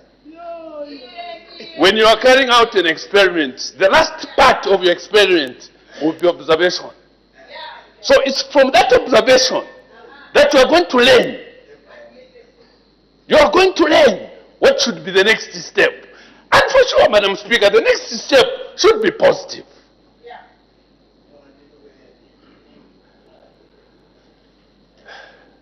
The committee observes that Zambia has inadequate fuel reserves, which not only pose threat to the security of the energy subsector, but also contribute to the frequency of fuel reviews. The committee recommends that the government should, as a matter of urgency, come up with prudent strategic reserve management programs aimed at attaining a longer period for fuel reserves. In the view of the committee, adequate fuel storage capacity of between 3 to 6 months would enable the government to review the price of fuel after longer periods. Madam Speaker, you know, Madam Speaker, we are made naturally. Every human being has a stomach. What is the function of the stomach? The function of the stomach is to enable the body to have the source of the production of energy. Because without the stomach, it means your body can't keep food. And the food, amongst the types of food, there's carbohydrates there. So the carbohydrates, the idea behind carbohydrates is to provide energy to the body so that the body is able to do activities. Even the thinking is because of the energy. If there was no stomach, it would mean that there must be a constant supply of food, which we are not able to do. Madam Speaker, unfortunately, I thought my debate would be brief. But honestly, it's logical. It is very logical to rely on more storage so that when there's a shock outside, I was just whispering to him, within 48 hours, there's a report from the global oil marketing company that the price has gone down. Honorable Anthony Mumba, I think, can believe that. Within the 3 days up to today, the price of oil has gone down. But we are not going to feel the effect here. You see that? So, yes, you know, there's nothing good, there's nothing bad. Anything has good and bad. So let us look at, especially, Madam Speaker, those people down there in Shambobo, in Karabo, in Kaputa, who don't have sufficient reserves of money. They don't have. They don't have. So meanwhile, while we are accommodating these economic programs, let us look at increasing the reserves so that the shocks can easily be can be absorbed. Whilst you have these other long positive measures, I think, Madam Speaker, let me stop here. I just wanted to urge the Minister to listen to the recommendation. Thank you very much.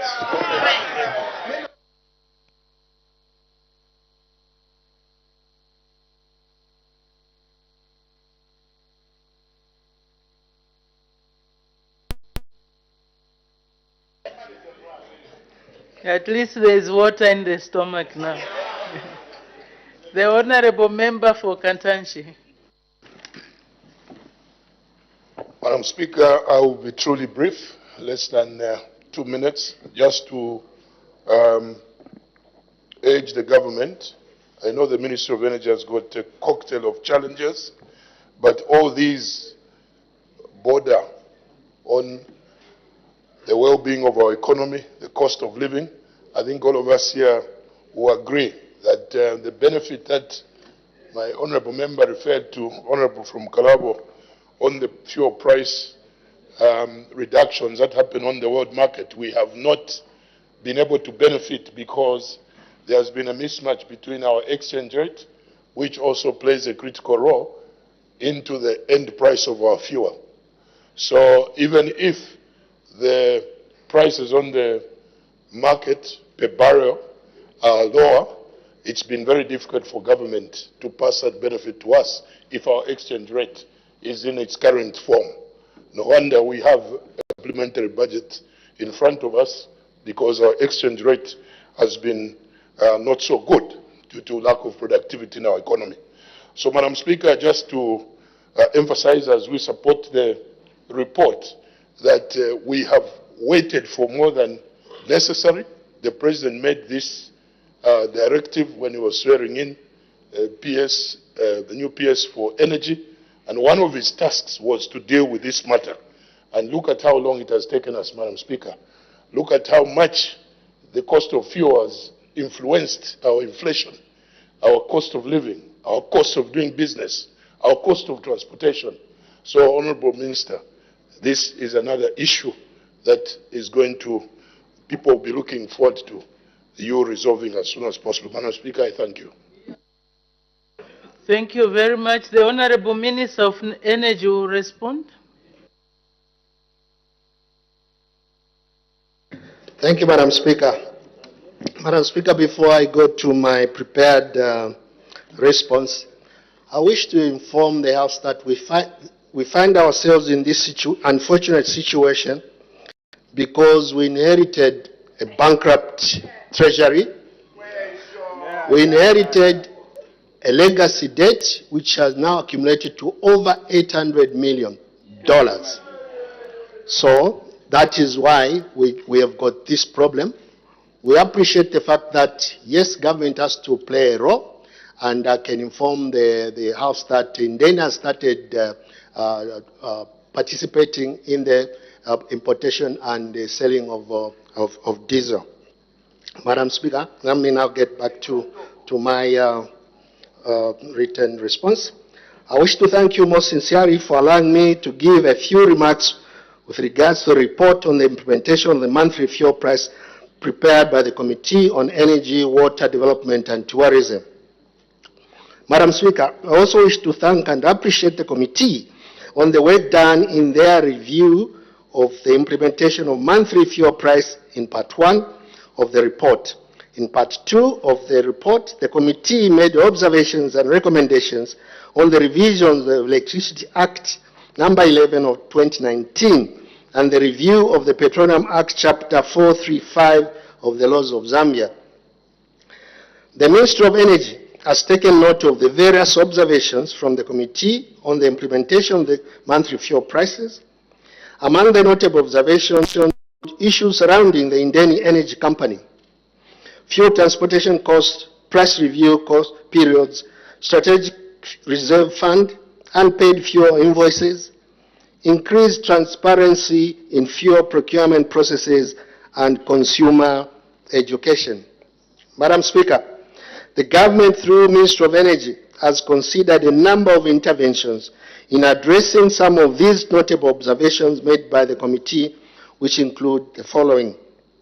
The introduction of a slate levy approach to address movements of exchange rate to minimize losses incurred by OMCs. This mechanism could give confidence to market actors that constantly face fluctuations in the price of petroleum products and are out of their control. B, the introduction and use of the Zanaco average forex rather than forex rate for the month rather than the Bank of Zambia rate. C, consideration in the use of savings from the pipeline to compensate road transport. D, setting price monthly using a smoothing formula can significantly ensure relative stable prices. Such a retail price smoothing formula would smooth monthly price changes, shielding consumers from some of the volatility associated with international prices and exchange rate fluctuations. Madam Speaker, allow me to also mention that the current monthly review of fuel prices, it creates an opportunity for government to earn its taxes from the fuel accumulation of arrears. In addition, the review of prices monthly is in line with international best practice in fuel pricing. It is also worth noting that Zambia is not the only country that is undertaking monthly fuel price reviews. All the countries in the SADC region domestic fuel prices monthly. However, the Ministry is cognizant of the challenges associated with the monthly pricing reviews and has continued to explore other price adjustment mechanisms that could result in less disruptive effects on economic and business planning, but also result in prices that are cost reflective to ensure security of supply. In line with the presidential directive, the Ministry has received proposals from stakeholders on the need to change to quarterly review mechanisms, and a report will soon be submitted to this August House as soon as it is finalized. Madam Speaker, with regards to part 2 of the report, the committee made observations and recommendations on stiffening of vandalism penalties through the revisions of the Electricity Act No. 11 of 2019 and the review of the Petroleum Act Chapter 435 of the laws of Zambia downstream petroleum subsector.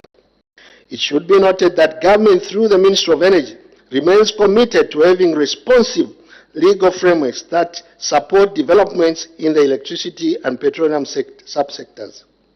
In this regard, a second draft of the Electricity Act has been recirculated to key stakeholders for reviews and inputs, while the Petroleum Development and Management Draft Bill is yet to be considered for Cabinet approval. Madam Speaker, I submit. Thank you very much, Honorable. Winding up debate. Madam Speaker, let me thank honourable members of Parliament that have debated this report, and in particular, let me thank the honourable member of Parliament for Kalabo Central, and thank him also for his lecture on biology and the review for facts in the lecture he gave to the floor of the House. Madam Speaker, the government is urged to take very seriously the matters that have been raised by various stakeholders, Pakumaila non-Donish Paliulema, meaning that where there is emphasis, there is a problem. Where there is emphasis and focus of a number of people, there is a problem that needs to be addressed. Madam Speaker, I thank you and I urge members of Parliament to support this report. Thank you.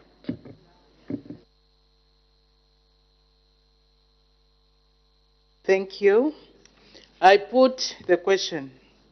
The question is that this House adopts the report of the Committee on Energy, Water Development and Tourism on the implementation of monthly fuel price reviews in Zambia for the third session of the 13th National Assembly, laid on the table of the House on Wednesday, 3rd July, 2024.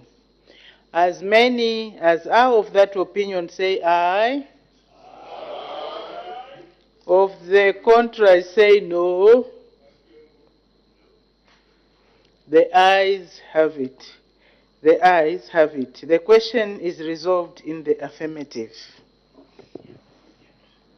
The clerk will now read the orders of the day. The Matrimonial Causes Amendment Bill, National Assembly Bill number 5 of 2024, committee stage. The House will now resolve into committee.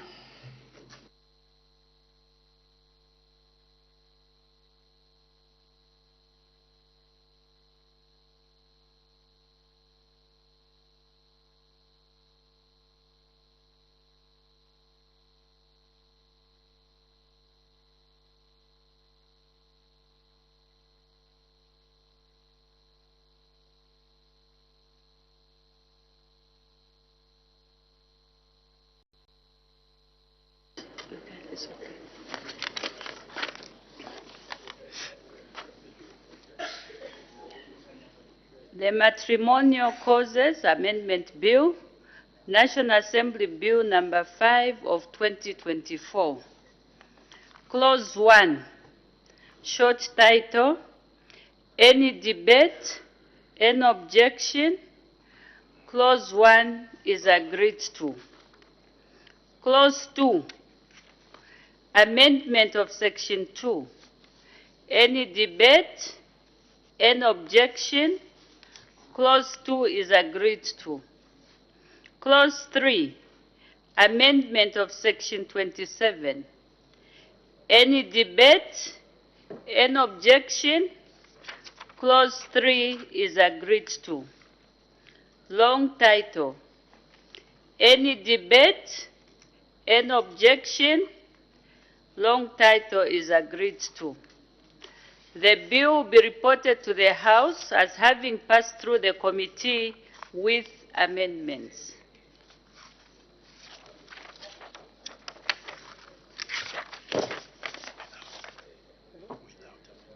Yes, without. Oh, sorry. The bill will be reported to the House as having passed through the committee without amendments. Sorry about that.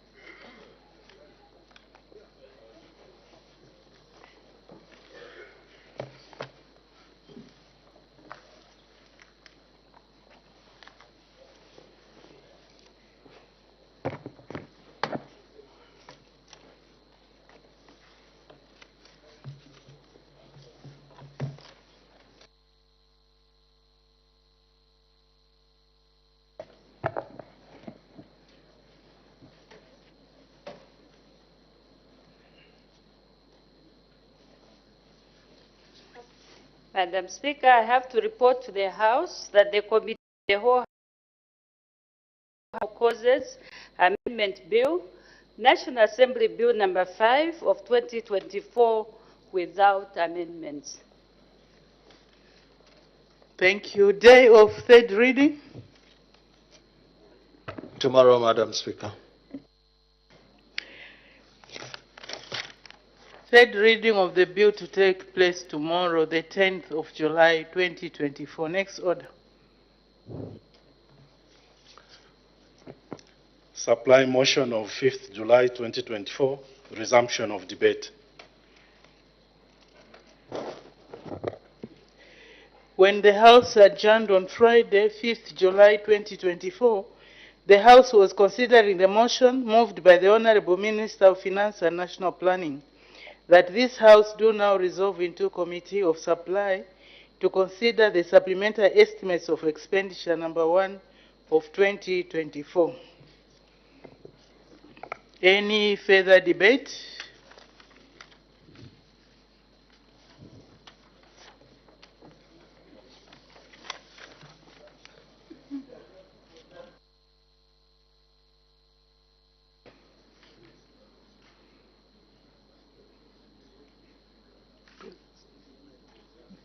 The Honorable Minister of Finance, Acting Minister of Finance and National Planning, winding up debate.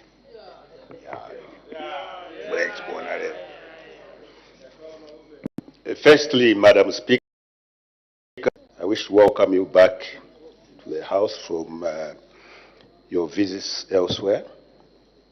With regard to the bill, Madam Speaker, I wish to thank the Honorable Chairperson of the Expanded Planning and Budgeting Committee for the work done.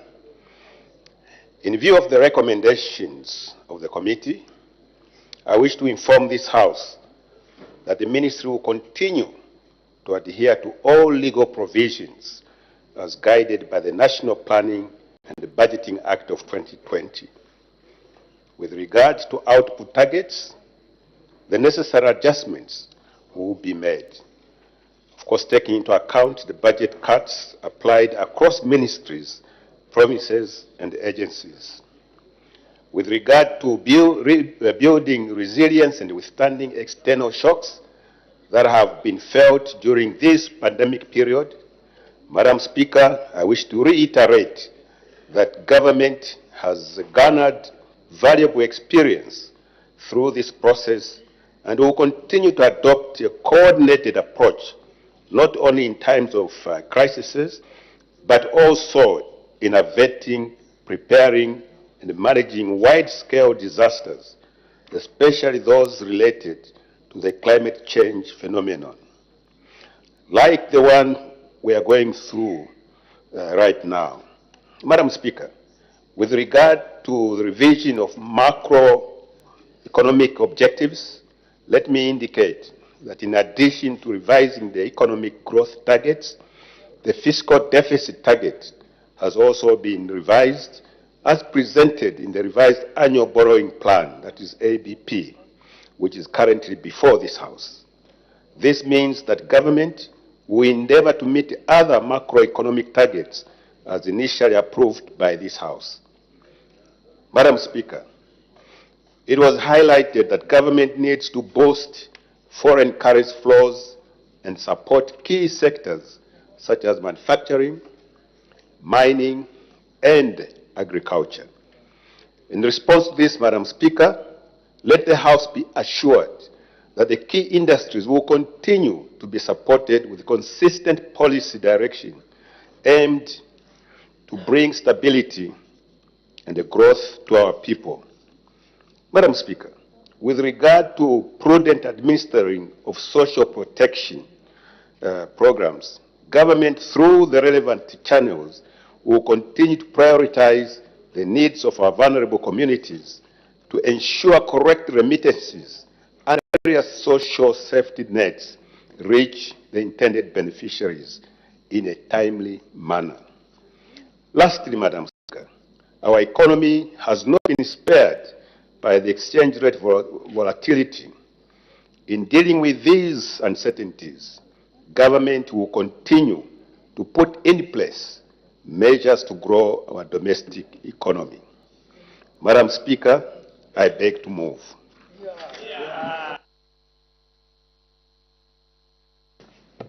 Thank you. I put the question.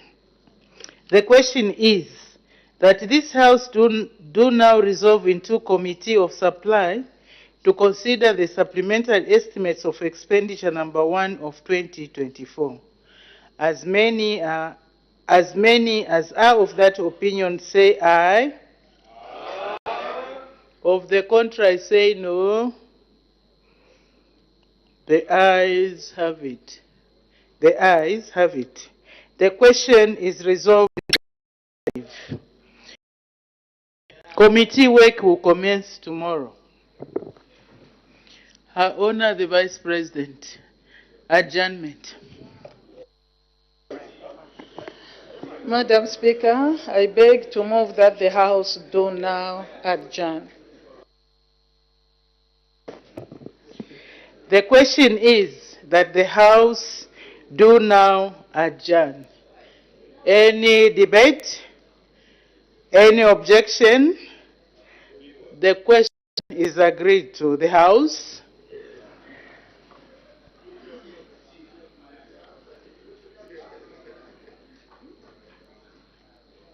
is now adjourned.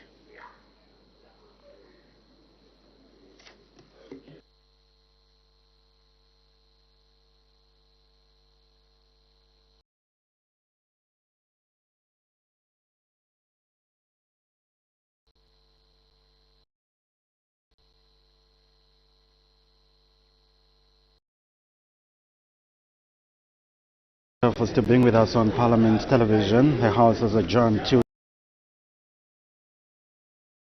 leave the recap of what has been called 14:30. Exactly, President. When business resumed at 14:30, Madam Speaker made an announcement in which she recognized the presence in the public gallery of pupils and teachers from Auckland School, Castle Bay in Lusaka West, Lusaka District. Madam Speaker, on behalf of the National Assembly of Zambia, warmly welcomed the visitors to the National Assembly.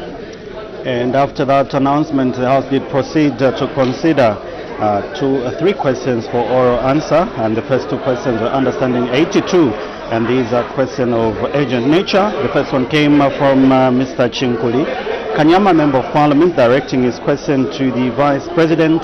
The member wanted to find out what measures the government will take before the onset of the 2024-2025 rainy season to avert flooding in Kanyama Parliamentary Constituency. And according to the minister's response, did say that government is implementing short-term measures and long-term measures, and among the short-term measures to avert floods, the minister did say that government is engaging communities to sensitize them, and also sensitizing communities and working on some strategic drainages and roads in the constituency. The B part of the question, the member wanted to find out when the implementation of the plans will commence, and the minister did say that once funds are made available, and did also emphasize that the short-term measures have already taken place in Kanyama constituency, and the long-term measures is saying demolition of certain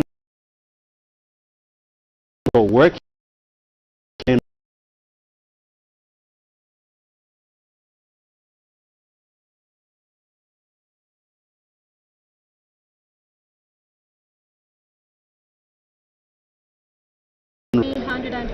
which came from Mr. Emmanuel Banja, who is Mchinga, Member of Parliament. He did ask the Minister of Energy in A whether the government is aware that more than 2,000 workers from the manganese producing companies in Serenje district have lost their jobs following the closure of manganese mines on 3rd July 2024 due to load shedding by ZESCO Limited. The minister did respond that government is not aware, but however the minister did give an additional answer to say that ZESCO had commenced talks with the Alloys Association of Zambia in March 2024 on the best power supply solution for these companies. And so with the answer given in A, Part B did fell off. And the House did also consider a report that was presented to the House by Dr. Chitaluchi Lufia, who is Mansa Central Member of Parliament, and urging the House to adopt the report of the Committee on Energy, Water Development and Tourism on the implementation of monthly fuel price reviews in Zambia for the third session of the 13th National Assembly. This document was laid on the table of the House on 3rd July 2024. And this report was seconded by Pemba Member of Parliament, Mr. Lameki Hamwata. And we did see quite a number of members of Parliament debating. We saw Mr. Binwa Mpundunkana, Member of Parliament, Mr. Joe Chibuye, Ron, Member of Parliament, and not forgetting Mr. Movita Anakoka Luena, Member of Parliament, Mr. Chinga Miyutu, Kalomo Central Member of Parliament, also debated. And when the question was put, the motion has since been adopted. The House then went on to resolve into the committee to consider the Matrimonial Causes Amendment Bill, National Assembly Bill number 5 of 2024 at committee stage, and we did see the Committee of the whole House consider this bill without amendments. The bill has since been referred for the third reading stage to be considered tomorrow, 10th July 2024. There was a resumption of the motion of 5th July 2024, urging the House to adopt, to resolve into Committee of Supply to consider Supplementary Estimates number 1 of 2024. And it was the Minister of Finance who moved this motion on behalf of the Republican President. And today we did see the Acting Minister of Finance, and this is Honorable Engineer Charles Milupi, who did wind up the debate, and the committee stage will be considered tomorrow, just like what Madam Speaker had put it. So basically, that's the business that has been considered on the floor of the House. Taza, today is an early day. Exactly, Person. Quite a short day. But remember to continue watching Parliament television from the entire production crew. It's a pleasant evening.